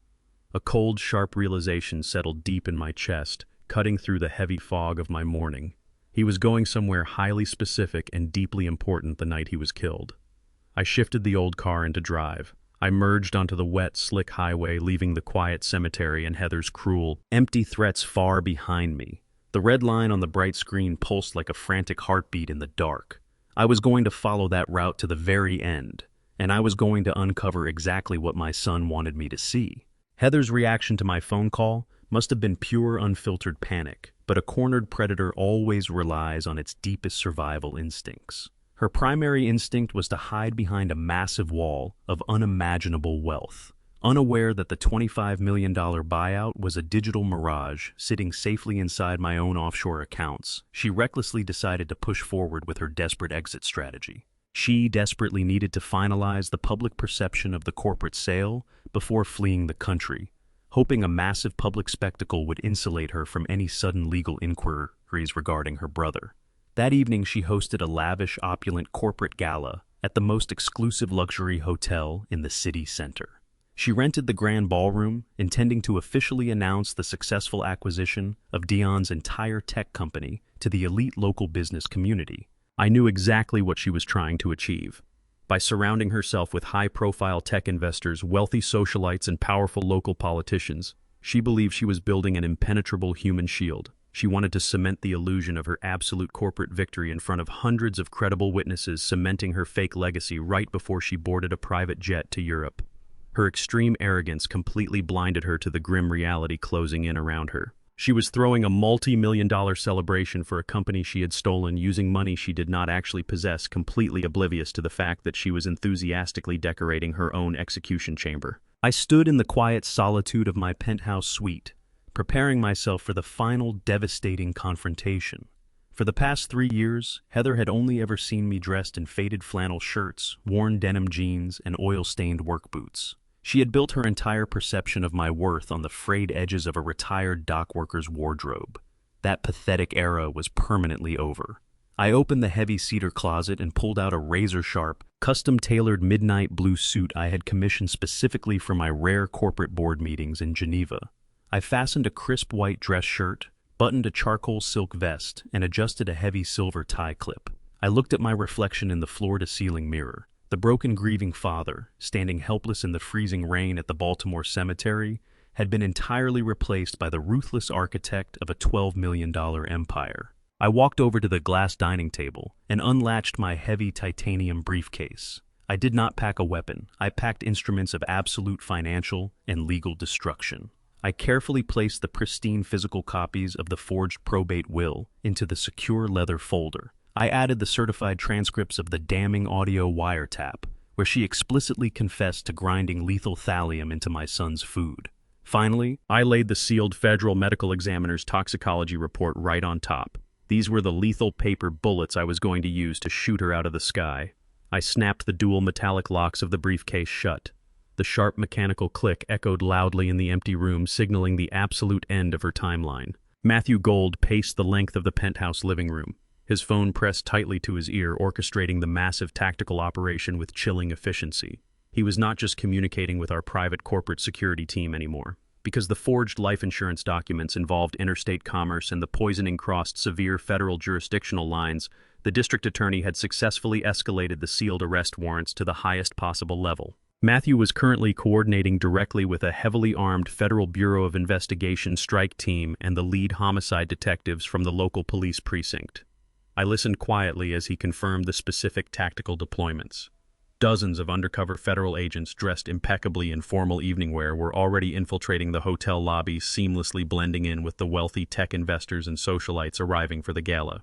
Marked police cruisers and heavily armored tactical vehicles were quietly staging in the subterranean parking structures, blocking every single loading dock and alleyway surrounding the luxury venue. They established a flawless, completely invisible perimeter around the entire building, ensuring absolutely zero possibility of a frantic last-minute escape to a private airstrip. Heather had hired 24 expensive private bodyguards to secure the grand ballroom doors, firmly believing her customized security detail would protect her from any unwanted interruptions or angry creditors. She had absolutely no idea her rented private army was currently completely surrounded by highly trained federal operatives who were merely waiting for my explicit signal to breach the venue. Matthew lowered his phone and looked at me with a hardened professional stare. He confirmed that the perimeter was entirely locked down and the trap was primed. It was time to pull the trigger. I stepped out of the private elevator and into the lavish marble-floored grand lobby of the luxury hotel. The massive crystal chandeliers cast a brilliant fractured light over the bustling crowd of elite guests funneling toward the primary ballroom entrance. I gripped the handle of my titanium briefcase and walked with a slow, heavy, deliberate cadence, the polished leather of my dress shoes echoing against the smooth stone floor. As I approached the towering mahogany double doors of the main event space, two massive private security guards stepped directly into my path. I recognized one of them from the freezing rain at the cemetery. He held up a thick, manicured hand, rudely demanding to see my printed invitation, preparing to forcefully eject the man he remembered as a helpless, pathetic dock worker. I did not break my stride. I did not offer him a single word of explanation or raise my voice in protest. I simply reached into the inner breast pocket of my tailored suit jacket and pulled out a heavy, gold-embossed VIP credential lanyard. The lanyard specifically designated me as the primary executive representative of the Luxembourg acquisition firm, the very phantom European buyer purchasing the entirety of Dion's tech company. The security guard glanced down at the glowing holographic seal on the badge, his aggressive posture instantly dissolving into panicked subservience. He had been explicitly instructed by Heather to treat the European buyers with the utmost reverence. He quickly stepped aside, bowing his head slightly, and pulled the heavy mahogany door open for me. He had absolutely no idea he was welcoming his employer's executioner right through the front door. I stepped over the threshold and walked directly into the blinding light of the crowded ballroom, ready to tear her fake empire completely to the ground. I stepped from the quiet carpeted corridor into the blinding chaotic opulence of the grand ballroom. 300 of the city's most elite tech investors, venture capitalists, and socialites mingled under towering crystal chandeliers, clutching flutes of expensive champagne. The room buzzed with the intoxicating hum of massive impending wealth. At the far end of the cavernous space, a massive stage commanded the attention of the entire crowd. Heather stood directly behind a clear acrylic podium, illuminated by bright, focused theatrical spotlights. She wore a stunning floor-length white gown, projecting the ultimate image of an angelic, resilient widow, triumphing over profound personal tragedy.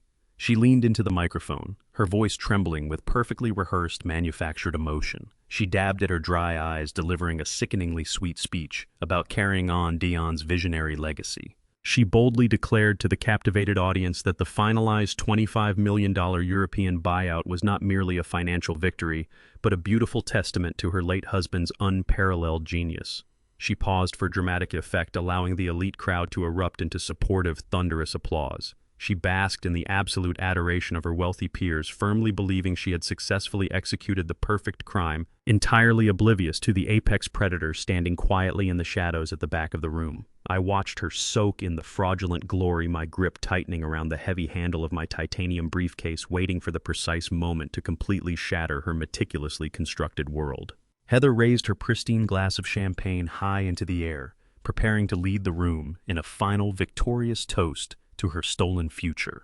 As she opened her mouth to deliver the closing remarks, a sudden piercing screech of high-frequency microphone feedback violently shattered the celebratory atmosphere. The deafening electronic whine ripped through the massive surround sound speakers, forcing the wealthy investors to wince and aggressively cover their ears in sheer physical pain. Heather recoiled from the podium, her perfectly manicured hands flying up to protect her face, as the harsh noise persisted, completely drowning out the polite murmurs of the confused crowd. Before the hotel audio technicians could frantically scramble to locate the source of the severe interference, a series of heavy echoing mechanical clacks resonated from the rear of the ballroom. The towering mahogany double doors, the only primary exit points for the massive event space, abruptly slammed shut.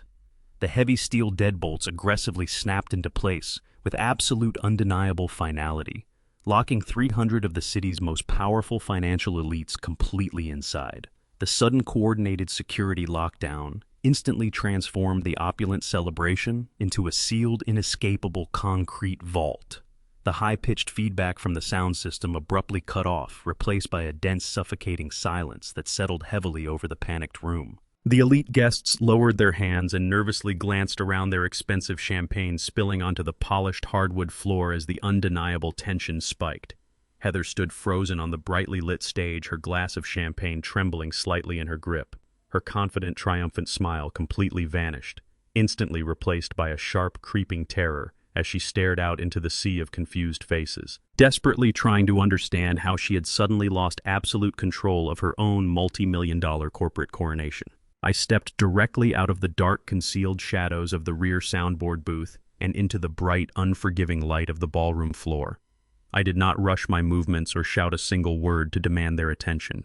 I simply adjusted the lapels of my tailored midnight blue suit and began walking slowly with a heavy, deliberate cadence straight down the center aisle. The rhythmic, echoing thud of my polished leather dress shoes against the pristine hardwood floor cut through the absolute silence like a metronome, counting down the final seconds of Heather's freedom. The sea of wealthy investors and high-profile socialites instinctively parted before me, rapidly clearing a wide, unobstructed path leading directly to the grand stage. Frantic whispers erupted quickly across the bewildered crowd as they openly stared at the unfamiliar, imposing man gripping a heavy titanium briefcase. They easily recognized the sharp cut of an expensive corporate suit, but they did not recognize the hardened, calloused features of a grieving father. Heather squinted through the blinding glare of the heavy theatrical spotlights, desperately trying to identify the lone figure disrupting her flawless victory lap. As I closed the distance and stepped directly into the illuminated perimeter of the stage, absolute, horrifying recognition violently slammed into her like a physical blow. The remaining color instantly drained from her face, leaving her skin a sickly, ghostly white. She gripped the edges of the clear acrylic podium so hard her knuckles turned a stark, bruised purple.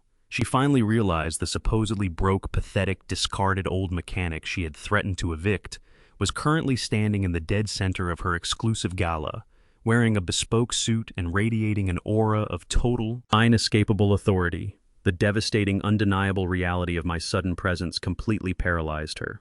Heather desperately fought to regain control of her shattering illusion. She leaned aggressively into the microphone, her voice cracking with sheer, unadulterated panic. She pointed a trembling finger directly at my chest and shrieked into the sound system, demanding her highly paid private security team immediately remove the crazy, trespassing old man from the premises. She commanded the dozen massive men standing guard around the perimeter of the stage to tackle me to the ground and drag me out of the hotel. A tense, suffocating second passed, but not a single bodyguard moved to execute her frantic orders. The wealthy investors watched in absolute shock as the massive security guards simultaneously crossed their arms over their broad chests and took a deliberate, coordinated step backward, completely ignoring her screaming commands. Heather slammed her hand against the acrylic podium, shrieking hysterically, threatening to fire every single one of them if they did not forcibly remove me from her sight. The towering lead security guard, a man who had flanked her at my son's freezing cemetery burial, casually reached inside the breast pocket of his tailored black suit jacket. He did not pull out a radio. He pulled out a heavy, solid gold federal shield encased in black leather. He wordlessly flashed the badge directly at Heather, confirming his true identity. The other 11 men surrounding the stage simultaneously produced matching badges, officially revealing themselves as undercover agents of the Federal Bureau of Investigation. The expensive private army Heather believed she had hired to protect her stolen empire was an absolute phantom, seamlessly infiltrated and replaced hours ago by Matthew Gold's tactical connections. The realization hit her with the brutal force of a freight train. She was entirely surrounded, utterly defenseless, and completely at my mercy. I maintained my steady pace past the paralyzed security guards and stepped directly into the dimly lit technical alcove at the rear of the grand ballroom. The hotel audio engineers stared at me in stunned silence, their hands hovering over the massive mixing console. I did not ask for their permission to intervene. I reached into my tailored suit jacket and pulled out a heavy silver encrypted flash drive. It contained the digital execution I had spent the last week meticulously preparing. I bypassed the head technician and firmly slotted the drive directly into the primary input port of the master projection system. A digital prompt flashed across the technical monitor requesting authorization to override the current visual presentation. I pressed the main override switch without a single second of hesitation. The cheerful, vibrant corporate logos that had been illuminating the walls instantly vanished, plunging the massive ballroom into a sudden, disorienting darkness. The sudden shift in lighting caused an immediate wave of confused murmurs to ripple through the sea of wealthy investors and elite socialites. They lowered their champagne flutes, completely unaware that the opulent celebration had just been permanently terminated. I adjusted the cuffs of my midnight blue suit, my eyes locked firmly on the distant stage where Heather stood frozen behind the clear acrylic podium. The trap was fully primed and locked into the mainframe. I rested my hand on the master volume slider and initiated the visual sequence. The massive ultra-high definition LED screen towering directly behind the grand stage flared to life with blinding clinical intensity. It did not display the sleek modern graphics of my son's tech company or the fabricated corporate logos of the phantom European acquisition firm. Instead, the staggering 50-foot screen broadcasted a series of pristine, high-resolution forensic photographs. The first image was a stark, brutal wide shot of the massive black luxury SUV sitting dead in the center of the abandoned industrial storage unit.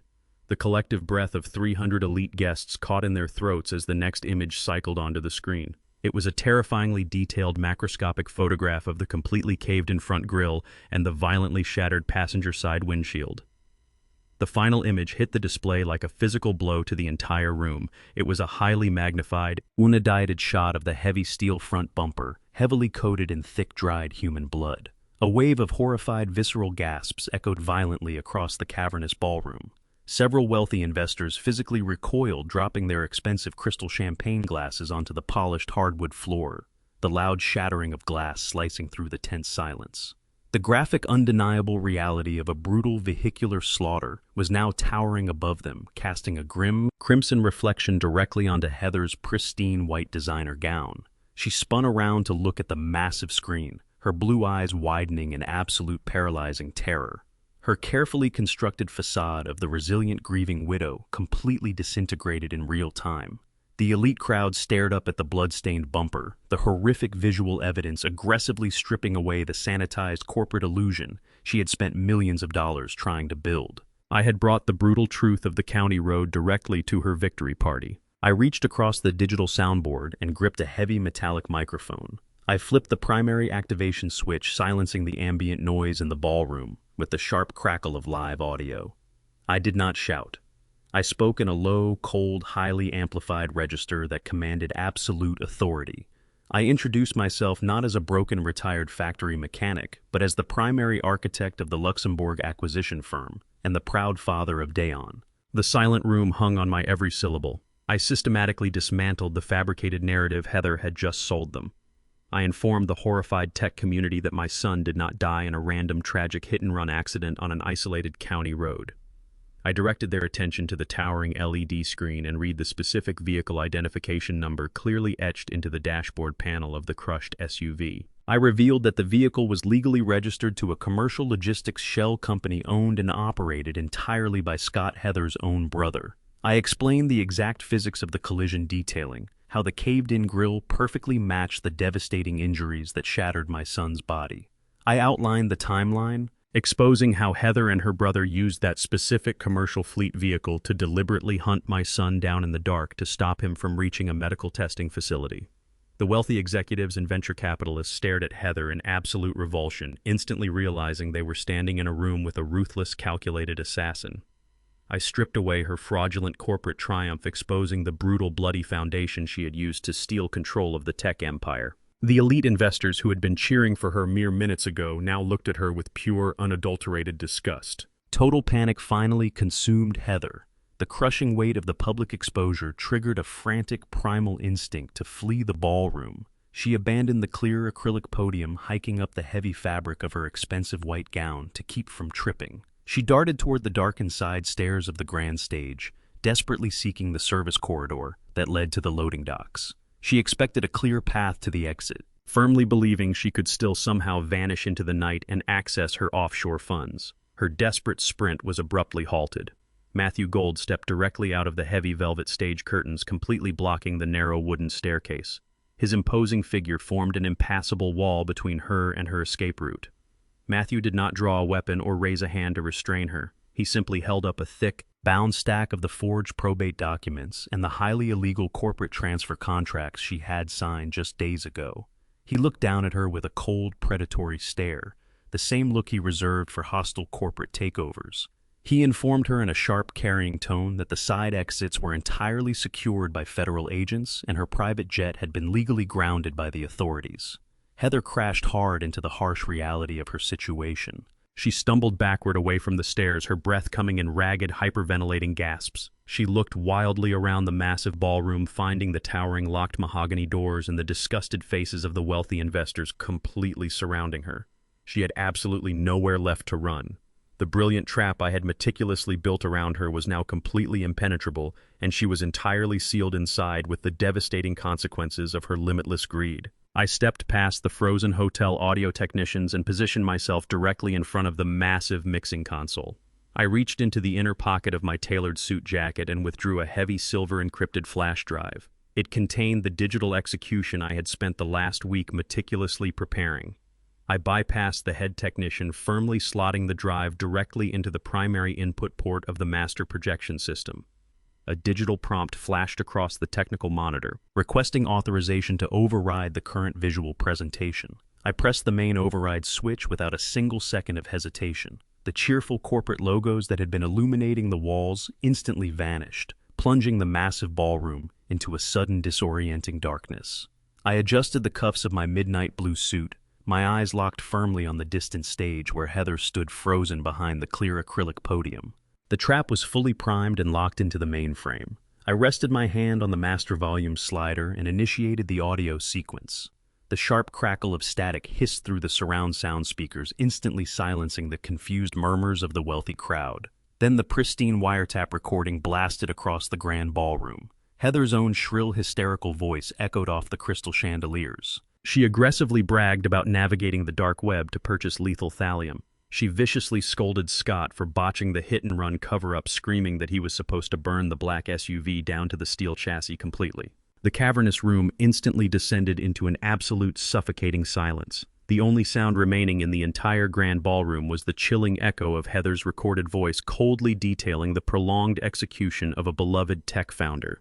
The 300 elite guests stood completely paralyzed, their collective breath catching in their throats as the sheer, unadulterated malice of the audio track washed over them.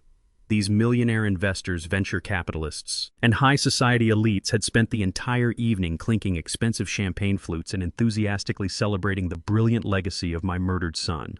Now they were trapped inside a locked room, forced to listen to the gruesome, explicit methodology of his assassination. The physical reaction was immediate and visceral. Wealthy executives physically recoiled, stepping aggressively backward to distance themselves from the brightly lit stage. The polished, sanitized corporate illusion Heather had spent millions of dollars trying to build completely disintegrated before their eyes. The elegant, resilient, grieving widow they had been applauding mere minutes ago was suddenly exposed as a ruthless, calculating predator. The elite crowd stared up at her pale, frozen figure in pure, unfiltered revulsion. She was no longer a brilliant corporate successor. She was a toxic, radioactive liability. Investors who had proudly shaken her hand moments earlier wiped their palms against their tailored trousers, utterly disgusted by her proximity. The brilliant aura of massive impending wealth evaporated entirely, It was replaced by a dense, suffocating atmosphere of horror. Heather stood trapped behind the clear acrylic podium, her chest heaving with panicked breaths. She watched the powerful people she desperately needed to validate her fake empire aggressively back away from her as if she were carrying a highly contagious lethal disease. The destruction of her pristine public image was utterly catastrophic and irreversible. Her stolen world bled right out. I stepped away from the technical console and picked up a secondary wireless microphone. I walked toward the edge of the elevated soundboard platform, maintaining strict, unyielding eye contact with the woman trembling on the stage. I informed the horrified audience that the lethal poisoning was only the physical execution of her plot. I proceeded to systematically outline the massive financial trap she had blindly sprinted into. I raised my voice. Answering every syllable carried the weight of absolute legal destruction. I revealed to the room that the highly anticipated $25 million European acquisition firm did not actually exist. I stated that the phantom conglomerate based in Luxembourg was a completely fabricated corporate entity, fully constructed and aggressively funded entirely by my own hidden $12 million offshore equity firm. I watched Heather's knees buckle slightly as the catastrophic realization hit her. I was the European buyer. I explained that in her frantic desperation to liquidate my son's stolen company and flee the country with untraceable cash, she had recklessly bypassed standard due diligence. I announced that she had explicitly signed legally binding international corporate transfer documents just 3 days ago. By executing those specific papers, she officially guaranteed absolute, unencumbered ownership of a multi-million-dollar asset she did not legally possess. I informed the elite crowd that because she utilized a forged probate document to temporarily seize executive control while the estate was technically still open, attempting to sell the firm across international borders constituted massive, undeniable federal wire fraud. I held up my titanium briefcase, stating it contained the physical contracts, proving her explicit intent to commit international corporate espionage and grand larceny.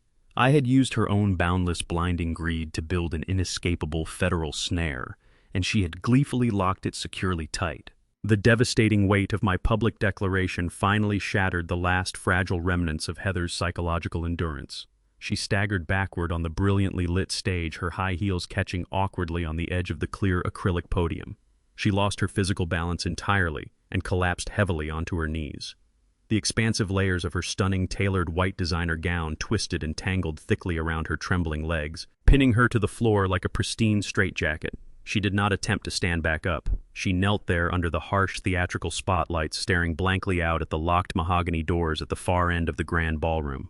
The terrifying mathematics of her current reality rapidly processed in her mind. Her entire world had just been systematically dismantled within a span of 5 minutes. She realized with suffocating clarity that she had absolutely zero access to the $25 million buyout cash she so desperately banked on to facilitate her international escape.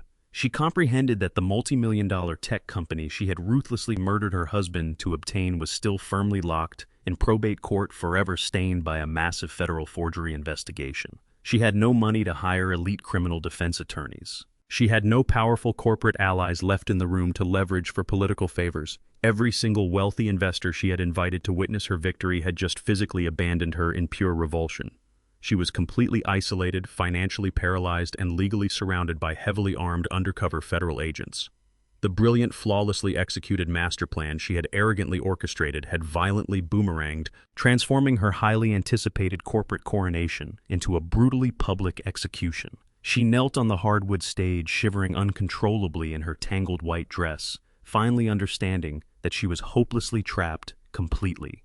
The heavy brass handles of the Eastern Service doors violently turned. The towering mahogany panels burst open with a deafening crash that echoed across the paralyzed ballroom.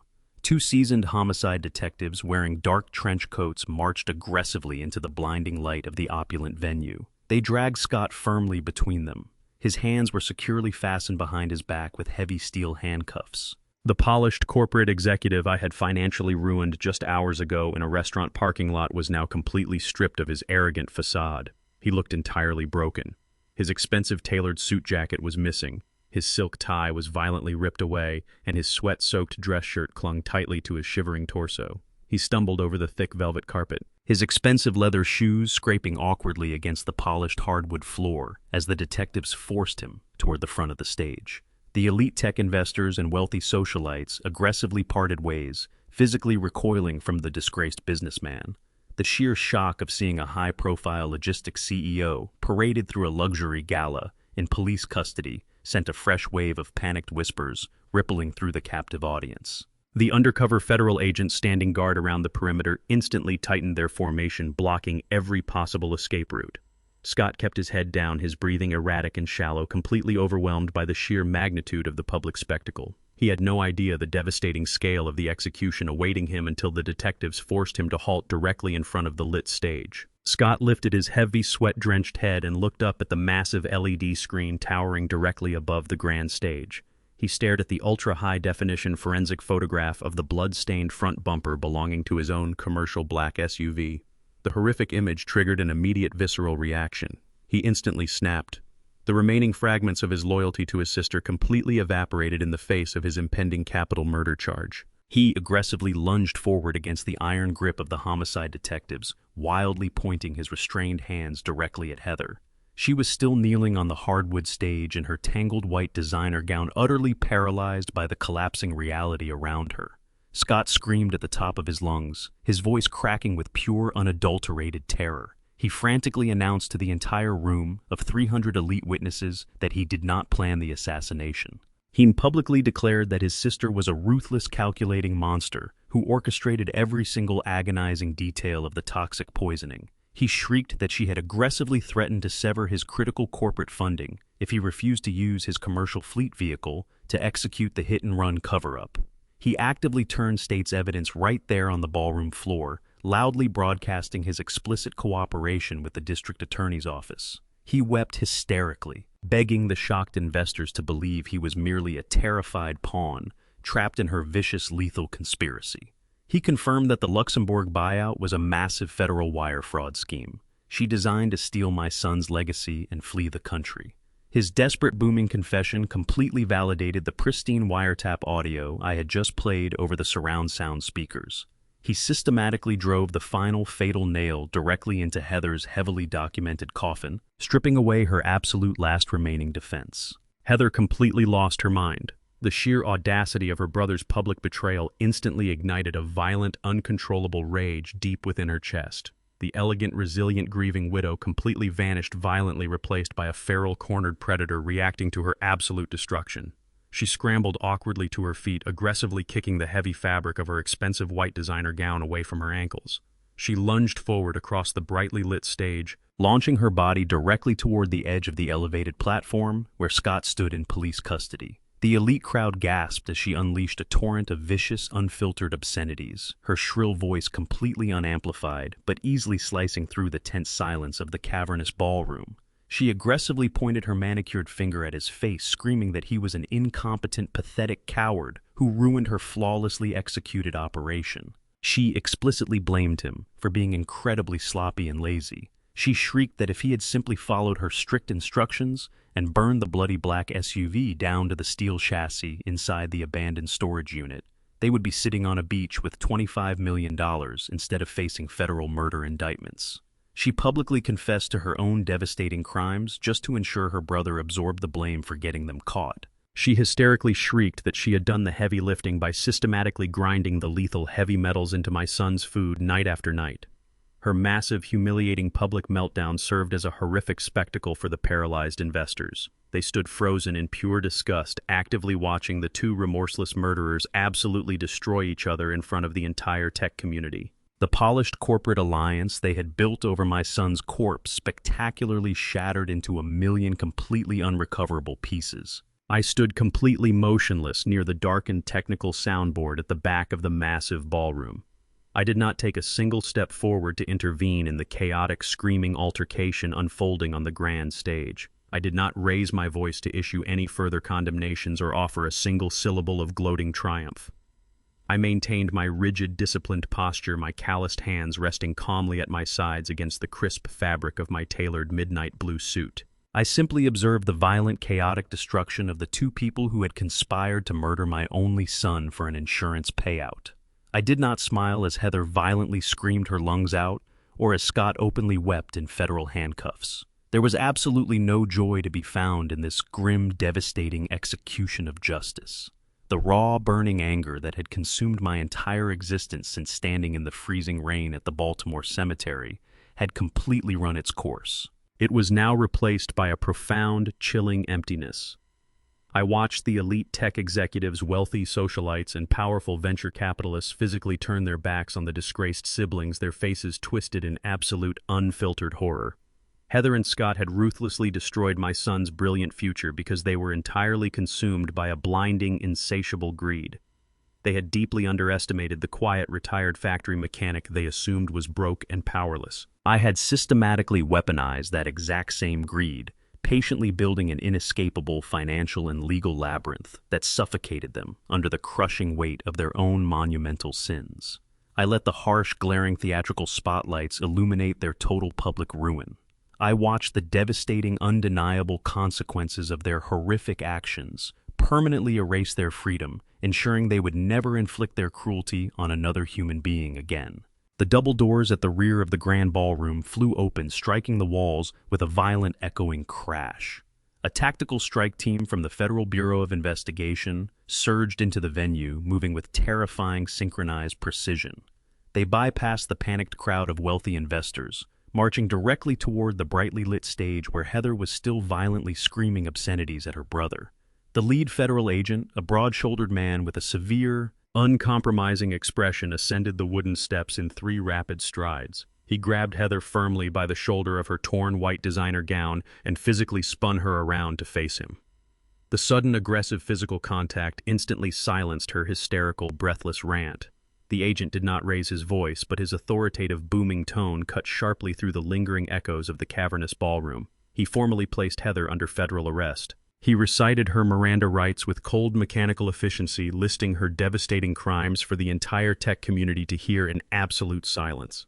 He officially charged her with the premeditated capital murder of Dion, massive international federal wire fraud, and the aggressive forgery of official probate documents.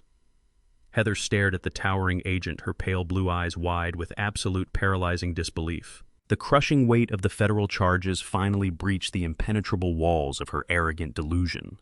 She opened her mouth to argue, to furiously demand the immediate presence of her high-priced corporate defense attorney, but absolutely no words materialized. The inescapable reality of her permanent destruction had finally arrived, completely extinguishing the violent fire of her greed, and leaving her entirely hollow under the glaring theatrical spotlights. The lead agent did not afford Heather a single second to compose herself or fabricate a desperate legal defense. He forcefully grabbed her wrists, pulling her arms tightly behind her back. Heavy steel handcuffs clamped down over her pale skin, with a sharp, undeniable metallic snap. The cold steel locked her permanently into the devastating consequences of her brutal ambition. 2 subordinate federal agents flanked her sides, gripping her arms with uncompromising strength. They marched her aggressively across the grand stage and straight down the center aisle of the ballroom, completely ignoring the tangled, ruined fabric of her expensive white gown dragging across the floor. The sea of elite venture capitalists and influential socialites parted instantly, physically, shrinking back to avoid any possible contact with the disgraced, exposed murderer. Whispers of absolute, unfiltered revulsion followed her every single step. Heather kept her head lowered, her blonde hair falling forward to hide her pale, tear-streaked face. She was being publicly paraded through the exact same luxurious venue she had specifically rented to celebrate her ultimate corporate victory. As the agents dragged her forcefully through the towering mahogany doors, the massive floor-to-ceiling windows of the hotel lobby illuminated with blinding intensity. Dozens of marked police cruisers and armored tactical vehicles flooded the dark street outside, their synchronized red and blue emergency lights casting erratic, frantic shadows across the polished marble floors. The flashing lights signaled the absolute end of her existence. Her meticulously crafted public image was permanently obliterated. Her stolen $25 million fortune was a complete illusion. Her highly coveted tech empire was locked securely in federal custody. Her social and financial execution was absolute and irreversible. She had ruthlessly gambled my son's life for absolute power, and the devastating loss stripped her of her freedom, her wealth, and her very humanity in front of the entire city. The heavy ballroom doors slammed shut behind the federal extraction team, plunging the massive venue back into a dense, suffocating silence. The 300 elite guests slowly turned their collective attention away from the exit and focused entirely on the dark, technical alcove at the rear of the room. They stared at me with a profound newfound reverence. Just 30 minutes ago, they had perceived me as a delusional, broke, and pathetic old mechanic crashing a high society gala. Now, they looked at the sharp cut of my tailored midnight blue suit and recognized the devastating reality of my presence. The wealthy executives rapidly processed the staggering scale of the trap they had just witnessed. They realized the quiet African-American man standing completely still by the soundboard was the phantom European buyer who had effortlessly conjured $25 million in liquid capital. They understood that I had systematically purchased an entire commercial logistics fleet just to crush Scott's business, deployed a private tactical security firm to secure the bloody black SUV, and manipulated the federal court system with terrifying surgical precision. The room realized they were standing in the immediate presence of a multi-millionaire mastermind who had just executed the most brilliant, brutal, and flawlessly legal corporate takedown in the city's entire financial history. I had outmaneuvered a ruthless, calculating assassin without firing a single physical bullet or breaking a single law. The raw, undeniable display of absolute financial supremacy and intellectual dominance completely terrified the room. They realized the profound danger of underestimating a father, fueled by boundless resources, invisible aerospace patents, and an icy, unyielding demand for total justice. The elite crowd stood paralyzed, thoroughly intimidated by the sheer magnitude of my hidden empire. The initial shock slowly began to recede rapidly, replaced by the grotesque, predictable nature of corporate greed. Several high-profile venture capitalists and aggressive hedge fund managers broke away from the paralyzed crowd. They straightened their expensive silk ties and walked purposefully toward the technical alcove, their eyes shining with raw, unfiltered, opportunistic hunger. They recognized the immense, untapped power of a man who could effortlessly mobilize tens of millions of dollars in untraceable cash overnight. They fully intended to approach me to offer their premium business cards and to aggressively network with the man who now held absolute, uncontested ownership of Dion's revolutionary software company. They wanted to align themselves with the apex predator who had just ruthlessly slaughtered his enemies on the ballroom floor. I watched them approach with absolute, unadulterated disgust. I had absolutely no desire to mingle with the exact same parasites who had cheerfully drank expensive champagne while enthusiastically applauding my son's murderer. I did not acknowledge their eager, greedy smiles. I did not offer them a single handshake or a fleeting glance of professional recognition. I simply looked past them, rendering them entirely invisible and insignificant. I turned to my right and handed the heavy metallic microphone directly into Matthew Gold's waiting hand. I instructed my cutthroat attorney to handle the ensuing legal fallout and secure the immediate corporate transition of my son's vast assets. I adjusted my heavy winter coat over my broad shoulders, turned my back completely on the elite fawning crowd, and walked steadily out the side exit of the grand ballroom. I stepped quietly into the cool, dark night air, leaving the toxic illusion of their wealthy world entirely behind me. My silent adjustment was successfully complete. I had absolutely no use for their hollow admiration. I only desired the profound, quiet peace that comes from fulfilling a promise to the son I loved and lost. 8 months passed since the heavy mahogany doors of the grand ballroom slammed shut on Heather's meticulously fabricated empire. The federal justice system moves with a brutal, crushing efficiency when presented with irrefutable, pristine audio evidence of premeditated capital murder and massive international wire fraud. I sat in the front row of the federal courthouse every single day of the highly publicized trial. I watched the aggressive prosecuting attorneys systematically dismantle my daughter-in-law's final desperate defense. Heather attempted to paint herself as a victim of her brother's violent logistical coercion. Scott had already accepted an ironclad plea agreement. He sat on the witness stand in a drab orange prison jumpsuit and pointed a trembling finger directly at his sister, testifying to every single lethal dose of thallium she ground into my son's food. The jury deliberated for less than 4 hours. The presiding judge handed down the maximum permissible sentence. Heather received life in a maximum security federal penitentiary without the absolute possibility of parole. She was dragged out of the courtroom entirely stripped of her designer wardrobe and her suffocating arrogance, her pale face locked in a mask of permanent terror.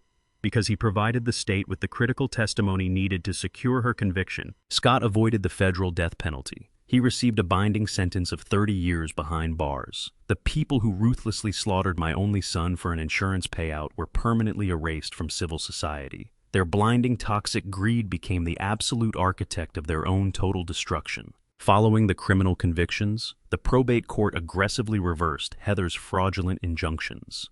The federal judge officially invalidated the forged will. She had presented legally granting me absolute uncontested ownership of Dion's entire estate and his multi-million-dollar technology company. I was handed the supreme executive control she had brutally murdered my son to obtain. I did not possess a single desire to manage a sprawling commercial software empire or secure lucrative venture capital bids. I summoned Matthew Gold to execute an unprecedented financial restructuring. I instructed him to completely liquidate my hidden aerospace hydraulic valve patents, cashing out the remaining $12 million of my private offshore fortune. We funneled every single penny of that immense liquid capital directly into the accounts of Dion's tech company. We systematically bought out the minority shareholders, canceled all pending commercial acquisitions, and aggressively converted the entire corporate entity into a massive nonprofit medical research foundation. I named the organization the Dion Hughes Institute for Toxicological Research. We repurposed his brilliant coding algorithms and advanced software systems to aggressively track, identify, and prevent complex heavy metal poisonings and advanced chemical exposures in vulnerable patients. My son spent his entire adult life building a company designed to optimize data systems. I weaponized his brilliant life's work to ensure no other family would ever suffer the agonizing, slow, invisible execution he was forced to endure. The money Heather violently craved to fund her lavish international escape was now permanently locked away, financing elite medical teams dedicated entirely to saving human lives. The corporate empire she sought to steal became an indestructible, living monument to the very man she slaughtered.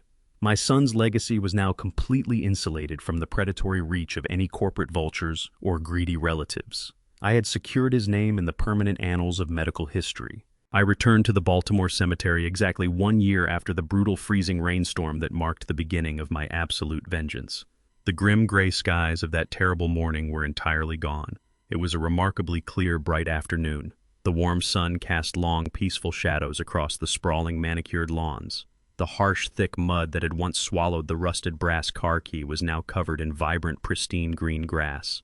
I walked slowly down the quiet stone pathway, carrying a single bouquet of white lilies. I stopped in front of the polished black marble headstone bearing my son's name. I lowered my heavy frame onto the soft earth, accommodating the lingering ache in my lower spine from my decades at the shipyards. I placed the fresh flowers gently against the engraved stone. I spoke aloud to Dion in the quiet stillness of the empty cemetery. I told him about the massive medical foundation bearing his name. I described the brilliant doctors and aggressive researchers utilizing his software algorithms to pull desperate patients back from the brink of toxicological death. I assured my boy that the brutal predators who had infiltrated his home and stolen his future had been permanently caged. I confirmed that the deep, enduring bloodline we had fought so hard to build was fiercely protected and highly honored. His tireless work was no longer a hijacked commodity. His legacy was an absolute, unbreakable shield. I stayed kneeling on the warm grass for over an hour, feeling the heavy, suffocating weight of my profound grief finally begin to fracture and dissolve under the bright afternoon sun. I had fulfilled my final ultimate duty as the father. I had shielded his memory from the absolute disgrace of their bottomless greed. The terrible silence of his absence remained, but it was no longer tainted by the horrific injustice of an unsolved execution. I pushed myself up from the warm earth, brushing the loose blades of grass from the knees of my dark trousers. I looked at my son's engraved name one last time, offering a silent, firm nod of profound respect. I turned my back on the polished marble headstone and walked steadily down the long, winding asphalt path toward the cemetery parking lot. Matthew Gold had offered to dispatch a heavily armored chauffeured limousine to transport me back to my secure downtown penthouse. I had flatly declined the luxurious offer. I did not require expensive corporate vehicles or armed private security to validate my existence. I reached into my coat pocket and pulled out the old, familiar brass key. I walked directly past the designated VIP parking zones and approached Dion's heavily rusted 2008 sedan. The faded paint and dented quarter panels stood as a proud, enduring testament to our shared history in that cramped neighborhood garage. I opened the heavy driver's side door and slid onto the worn leather seat. The cabin still faintly smelled of his stale coffee and quiet determination. I inserted the brass key into the ignition and turned it with a firm, practiced motion. The old engine sputtered briefly before roaring to life with a steady, reliable hum. The aftermarket GPS screen remained completely dark. There were no more hidden routes to follow. There were no more horrific truths waiting to be uncovered in abandoned industrial warehouses. I shifted the rusted gear selector into drive and pressed my boot against the pedal. I steered the old sedan through the towering iron gates of the cemetery and merged seamlessly onto the open highway. I was a man who had lost his entire world, but I had successfully reclaimed my absolute dignity and my perfect unbreakable peace. There is one final profound lesson hidden within the wreckage of Heather's meticulously dismantled empire. It is a lesson about the fatal flaw of arrogance and the absolute danger of underestimating quiet resilience. Throughout this entire ordeal, Heather and Scott made a catastrophic miscalculation based entirely on superficial appearances. They looked at a grieving father wearing faded denim scuffed work boots and a worn winter coat, and they saw nothing but a vulnerable, pathetic victim. They equated his modest lifestyle and his silence with utter powerlessness. They firmly believed that true wealth and authority had to be loud-wrapped in designer labels, guarded by expensive private security, and flaunted in opulent ballrooms. They completely failed to understand that the loudest person in the room is rarely the most dangerous. True power does not need to scream for attention or hide behind clear acrylic podiums. True power operates with the cold, silent efficiency of a deep ocean current, entirely invisible from the surface, but possessing the overwhelming, unstoppable force required to drag you completely under. Heather wrongly assumed that because I built car engines in a cramped neighborhood garage and broke my back at the harbor shipyards, I lacked the intellectual capacity to outmaneuver her complex corporate schemes. She entirely forgot that a man who spends his life mastering the intricate mechanics of heavy machinery knows exactly which precise gears to remove to make a massive, complicated system catastrophically collapse. Arrogance constantly blinds the greedy to the quiet, unyielding strength of those they ruthlessly attempt to oppress. They terribly mistook my profound, silent grief for a permanent, crippling, and paralyzing weakness. They simply did not realize that a dedicated parent's fierce, unwavering love, when aggressively pushed to the absolute brink of total destruction, rapidly transforms into an unbreakable, highly tactical armor. If you ever happen to find yourself directly facing cruel individuals who measure human worth strictly by inflated bank accounts and shiny luxury vehicles, please always remember my specific story. Do not ever let their loud, flashy illusions successfully intimidate you into silent submission. Genuine authenticity, practiced patience, and a calm, calculating mind will always outlast the fragile, desperate franticness of unchecked, consuming greed. You never actually have to prove your worth to terrible people who are fundamentally incapable of recognizing true, enduring value. If my personal journey resonated with you today, please take a quick moment to hit the like button and immediately subscribe to the channel for more powerful stories of justice, resilience, and successfully reclaiming your absolute dignity. I would absolutely love to hear your honest thoughts on how Heather and Scott's blinding arrogance inevitably became their ultimate humiliating downfall. Drop a quick comment down below and please let me know exactly which city or country you are tuning in from right now. Remember to always protect your mental peace deeply while you your true family, and never underestimate the quiet, powerful strength resting inside you. Stay safe, stay highly observant, and always stand your ground firmly today.